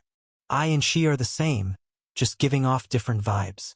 Her tea-like banter was so skillful that even Fenglinger, a master of such arts, felt like she had met her match. This was not the Ziyu from before. They hadn't expected that while they were covertly competing here, an unstable adversary would suddenly emerge. The key point was, this mad woman seemed like she really planned to settle down and was already choosing a house. Fenglinger couldn't help but mutter angrily, "It's all because of that ugly ghost Murong." Indeed, had Murong brother not attracted this unstable sister, she would not have come looking for him, and if she hadn't sought him out, she wouldn't have met Duan Yun, and if she hadn't encountered Duan Yun, this mad woman would not have emerged as their rival. It was all Murong's fault. Thinking this, she was completely unaware that she was there because she was a half-sister of Morong, which led her here to meet Duan Yun, and to that encounter where she was shot through the buttocks. Thus, she did not notice that the most irritated person here was Shining. I was the first one here. I was the girl who had been dragged out of the box by her. This sister of Morong brother, each more outrageous and troublesome than the last. Who would know that in the Morong family, there's not a single normal person. Chapter 358. But thinking it over, Duan Yun's priorities were more critical. This lazy dog merely knew how to eat and drink all day, and joke around with his sister. So being shut as a bird, he surely couldn't go. Therefore, she said, Duan Yun, after discussing, if you truly haven't comprehended anything, then don't bother going to the Gathering Talent Manor. Feng Linger quickly nodded and said, exactly, as long as Qingshan is here, we aren't worried about running out of wood. You train a few more years, you will surely defeat her. It's just not the time now. When the time comes, I'll call my mother, and we'll also host a martial arts conference. Shining nodded and said, this matter is truly no trifling matter. Your lack of progress is because of insufficient time. Any world's #1 expert needs time. Even those once renowned Demon Dao experts who practiced heavenly reversal demon skills didn't achieve success overnight. Duan Yun looked at them, speaking very seriously. I understand what you all mean, actually. I have indeed comprehended a little something during these few days of intense seclusion. Feng Linger and Shin Ying blinked their eyes. They clearly understood each term, but strung together, they were somewhat confused. Intense seclusion? You were clearly being lazy and playing in the cellar with Morong's sister. Wait, comprehended something? Everyone, stand well and let me try a move. Big White, you come too. Duan Yun called out. Thus, in the morning courtyard of Yuzhu Villa, 3 women and a bear quickly gathered. Shining and Big White clenched their fists, while Feng Linger and Ziyu held their swords. Seeing their serious expressions, Green Jade couldn't help but comment, it's just a test of skills. We are 4, do we need to be this tense? At that moment, Duan Yun took out a jade flute. This was Prince Yuxiao's jade flute, imbued with intense magnetism, allowing the hidden weapons shot beneath him to fiercely fly back. Duan Yun holding the jade flute, coupled with his handsome appearance, really made him look imposing. Begin! The next moment, true qi flowed into the jade flute from Duan Yun's left hand, emitting a buzzing sound. A faint magnetic field formed around him, and at that moment, his palm was also overflowing with lightning, rendering the entire field more condensed. Duan Yun drew the Huangshan golden sword and thrust out. This thrust, enveloped with sword qi, struck upon the jade flute, as if striking a musical instrument. A sizzling sound. The 3 women and 1 bear felt their hairs stand on end. The next instant, a black sword qi burst out from the jade flute, flying towards Feng Linger. Feng Linger didn't dare to be careless. Meeting it with the red-faced sword, Feng Linger felt the sword qi strike, fully blocked it with all her might, but nearby Shining, Green Jade, and Big White all shuddered simultaneously, their fur standing upright. Due to the blocked black sword qi, in an instant, it emitted black lightning, like a black thread, connecting the 2 women and a bear. This black lightning struck them, making them feel as if their spirits were attacked, their bodies trembling. Silk armor. Shining was the first to react, her body wrapped in 9 death silkworm silk, isolating the black current. Green Jade's body trembled, the chain sword unsheathed, coiling like a snake, barely parrying the black current. And Big White had already fluffed up, barely enduring with his thick skin, his body still shaking. It's undeniable that this sword qi transforming into lightning, connecting those nearby into a line, was truly hard to defend against. As this sword strike ended, Duan Yun's second sword came. This time, the sword qi targeted Shining. Shining, just numbed from electricity, faced this sword qi, her fist power roaring as it smashed forth. With a loud snap, the fist power collided with the black sword qi, exploding into even sturdier black lightning. The just settled Feng Linger and Green Jade immediately trembled more violently, their chests heaving vigorously, while Big White had already been electrocuted onto the ground, spitting black smoke, desperately clutching its head. This second sword had just ended, and Duan Yun's third sword came again. From the first clumsy interaction with the sword flute, the second sword had become smoother, and by the third sword's thrust, it was already flowing naturally, as if a master of many years. A snap sound. The sword once again targeted Feng Linger. Plum blossom falling. True chi bloomed on the red-faced sword, forming a sword chi like a plum blossom. In an instant, the plum blossom was struck down, exploding into black lightning. Just as Shuning caught a moment to breathe, the silkworm silk wrapped around, followed by a punch bursting out. A sizzling sound, the black lightning split apart, flying towards Feng Linger and Green Jade. Feng Linger thought that blocking with a sword would end it, but the suddenly attacking lightning electrocuted her, continuously trembling. And Green Jade was already trembling non-stop. Now struck again, she seemed to be electrified into flying. 4 swords. 5 swords. 6 swords. Duan Yun's hands moved faster and faster. In a moment, black sword chi along with lightning crazily bounced among the 3 women and 1 bear. The surrounding fallen leaves flew in the air, shredded by the electricity and sword chi, yet never reaching the ground.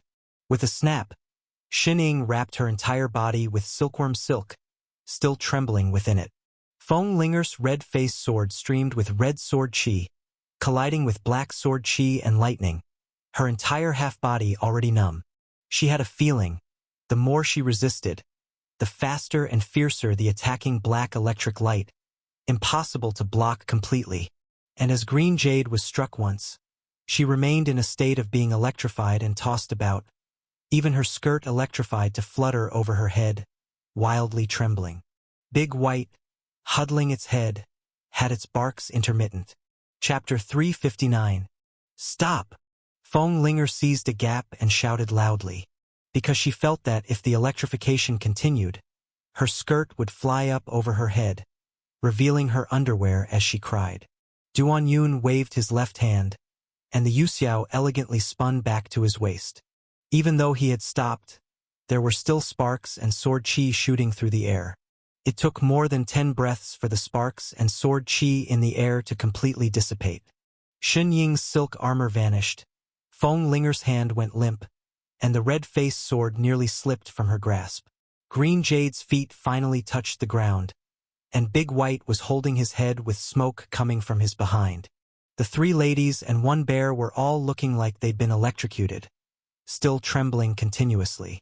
Green Jade suffered the worst, with her entire fur seemingly turning a shade yellower. She looked at Duan Yun, exhaled a ring of black smoke from her mouth, and thumped to the ground with a thud. After collapsing, her body was still twitching and trembling, just like someone with epilepsy. It took half an hour before Green Jade slowly pulled down her still fluttering skirt to cover her underwear. She looked at Duan Yun with a trembling voice and said, "Why? Why is it always me?"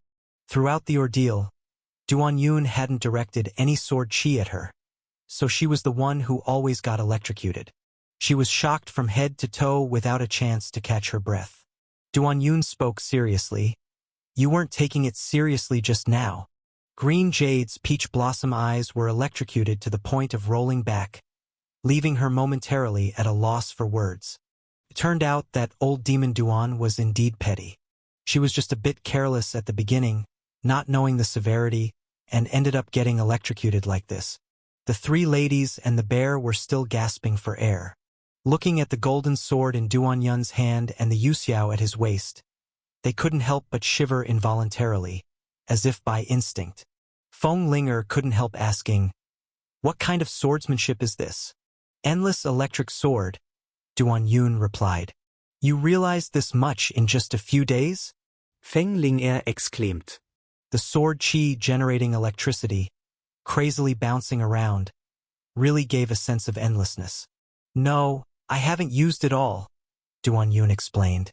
The 3 ladies and the bear took in a cold breath, and Shining couldn't help asking, "What's it like when you use it all?"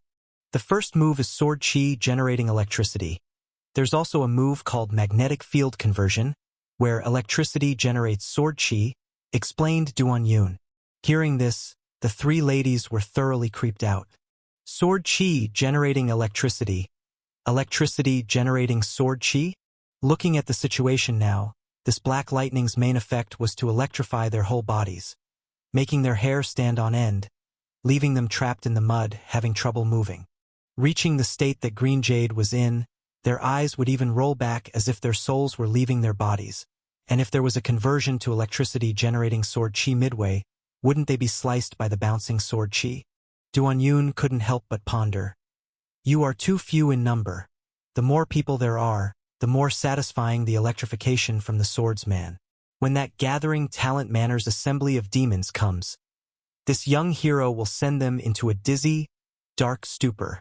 Shen Ying and the others suddenly had a vivid image in their heads and felt a chill run down their spine. The electric sword currently seems to be something that only Shen Ying can neutralize with her inborn silk armor, leaving others with no choice but to endure the hits and try to keep their distance as much as possible. However, on the day of Gathering Talent Manor's event, with crowds of people, even trying to distance themselves wouldn't be easy. At that time, none of them could escape. Indeed, with just this one special move, Duan Yun wouldn't be overwhelmed by a frightening siege. Was this the result of a retreat where he was having late-night snacks, afternoon tea, chatting, and playing with his sister in the evening? Is this even human? Duan Yun was clearly not satisfied yet and said, "This move is good, but it's not enough. Endless electric sword is effective against sieges. But I also want to make that mad woman from Huang Mountain kneel and wet herself in terror." Saying this, he went to the kitchen to grab some steamed buns and porridge, eating as he walked back to the cellar. Within 2 months, he, the nameless young hero, would definitely step on that mad woman's head at the martial arts conference, in front of all the demons, and burst forth with boundless heroic spirit. Chapter 360. Without this support, I can still kill everyone on the field. After grasping the endless electric sword technique, Duan Yun began to practice the moves diligently, striving to control them as easily as moving his own arms, so that he could efficiently destroy hordes of demons with ease. Thinking of the righteous heroics that might unfold at Gathering Talent Manor, Duan Yun could hardly contain his excitement and fervor. In his past life, there was the 100-day sprint for the college entrance exam, but in this life, this young hero planned to go on a 2-month demon-slaying sprint. He wanted to have another mock battle with Shen Ying and the others to test his skills, but the three ladies came up with all sorts of excuses. One needed to buy rice because their house was out of stock, another hadn't washed their clothes yet, and another claimed her face was still damp and the hairs singed from the previous electrocution hadn't been tidied up. In short, none of them wanted to spar with him anymore. Realizing it was indeed not appropriate to harass these few women all the time, Duan Yun resolutely headed for the mountains. Whoosh! Crack! The sound of sword chi and electric currents persisted. Every blast of sword chi and black electric streams swept through, causing grave mounds to burst open and the bamboo on the graveyard to darken from the electricity and tremble incessantly. From afar, it seemed as if the dark bamboo was dancing on the graves, a scene quite eerie and bizarre. After Duan Yun had unleashed his endless electric sword on half of the hillside, Big White was the first to stand out an object. If the graveyard continued to be electrified like this, it would soon not grow a single blade of grass, not to mention the bamboo it needed to feed on. Duan Yun felt that he was getting the hang of it, thinking by the time comes, he could electrocute in chain reactions, hitting targets accurately, so he stopped. But there was a strong and invigorating feeling that came with executing the endless electric sword technique. Several times, as Duan Yun walked down the street and saw crowds, he felt an urge to jump over and unleash an electric sword on them. However, this was just an impulse. A young hero would never strike at the good people. As the weather turned colder, Duan Yun's seclusion training still seemed like a joke. But after experiencing his electrification, Shen Ying and the other 2 women had grown honest and no longer dared to doubt or belittle his unique method of leisurely seclusion training. Knowing it was inevitable to join Duan Yun in a big fight at Gathering Talent Manor on the 16th day of the first month, Shen Ying and Feng Linger started to train more seriously. Although they were also 1 in 10,000 cultivation prodigies, They were not like Duan-yun who could cram at the last minute to break through. However, it could improve their condition. When the time came, the four heroes of Yuzhu would shine together. Indeed, following Murong brothers' claim to heroism, Shin Ying and Fenglinger also joined the I Want to Be a Hero ranks. Truth be told, they weren't as zealous in hating evil or as petty as Duan-yun. What they were planning to do was just to go through fire and water for a friend. Although they were women, when it came to loyalty, they were definitely not less than the Murong brothers. Moreover, they felt Duan-yun had romantic feelings for them, and they reluctantly accepted this favor. After learning that the two were diligently training to join Duan-yun in the great battle at Gathering Talent Manor, Ziyu was hesitant, while Green Jade started making sarcastic remarks. Alas, you all only think about following the young hero through life and death. Unlike me, I'm only concerned with the young hero's daily life. Saying so, she swayed her hips provocatively and headed off to simmer a strengthening broth. To the uninitiated, she might have been mistaken as someone attempt to learn how to brew a poison to murder her husband. Shining watched her retreating figure and said, "Why do I feel like hitting her so much?" Fenglinger nodded and said, "Me too. Then let's do it now. While she's still Green Jade. Later when Ziyu wakes up we might hit the wrong person." Shining was the type to act on her words and began to roll up her sleeves. Agreed. Fenglinger couldn't stand someone more virtuous than her. That very day, Green Jade, on her way to buy groceries, was suddenly covered by a sack that dropped from the sky and was thoroughly thrashed. Upon her return, she tearfully complained to Duan-yun. "I was just walking along minding my own business when some godforsaken person popped out of nowhere, shoved me into a bag, and started walloping me. Look, they even caused this swelling." Saying that, Green Jade slightly pulled open part of her garment to show Duan-yun the severity of her injuries. Shining and Fenglinger were both shocked upon witnessing this. Goodness gracious!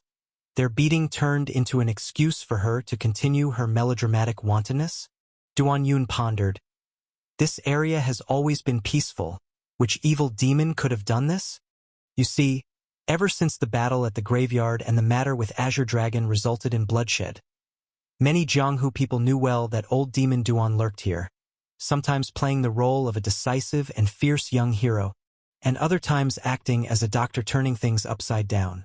Hence, no bad guys dared to commit evil deeds here, because everyone knew that old demon Duan liked playing the role of a young hero, and if you committed an evil deed and he happened to see it, your whole family might end up killed. It could be said that Yusher Town was among the regions with the best public security within 100 miles. Just as the roast meat seller, Old Chun, was tricked into a marriage, a hero suddenly emerged to kill the marriage scammer's entire family, seeking justice for him. Rumor has it that the one who performed the massacre was actually a bear. In this area these days, even bears aspire to act like Mr. Duan and become heroes, so naturally, there aren't many who dare to misbehave. Green Jade quickly added, "I was just making a nourishing soup with goji berries, lamb meat, and offal for you because you've been working so hard in your training and then I got beaten. These two must be experts. Otherwise, with my ability, it doesn't make sense that I couldn't fight back." Duan-yun thoughtfully said, "Could there be other experts who have snuck into this area around Yusher Town besides us?" Shan Ying quickly suggested, "Could it be someone from Huangshan's sword sect? You killed the Huangshan 6 swords. Maybe they won't let it go so easily." Fenglinger chimed in, "That makes sense. We'll have to be more careful in the future." With that said, the two hurriedly glossed over the matter. Duan-yun claimed he was not adept at investigation, but they had their doubts about his alleged ineptness. If this really were to be looked into, it might indeed trace back to them. As the weather grew colder, Yuzhu Villa did indeed enjoy the strengthening soup made with goji berries, lamb meat, and offal. The money and treasures delivered by Huangshan's 6 swords wasn't insignificant. Just those 6 swords, taken to the pawn shop, could be worth a lot of money, enough for them to eat, drink, and make merry for quite some time.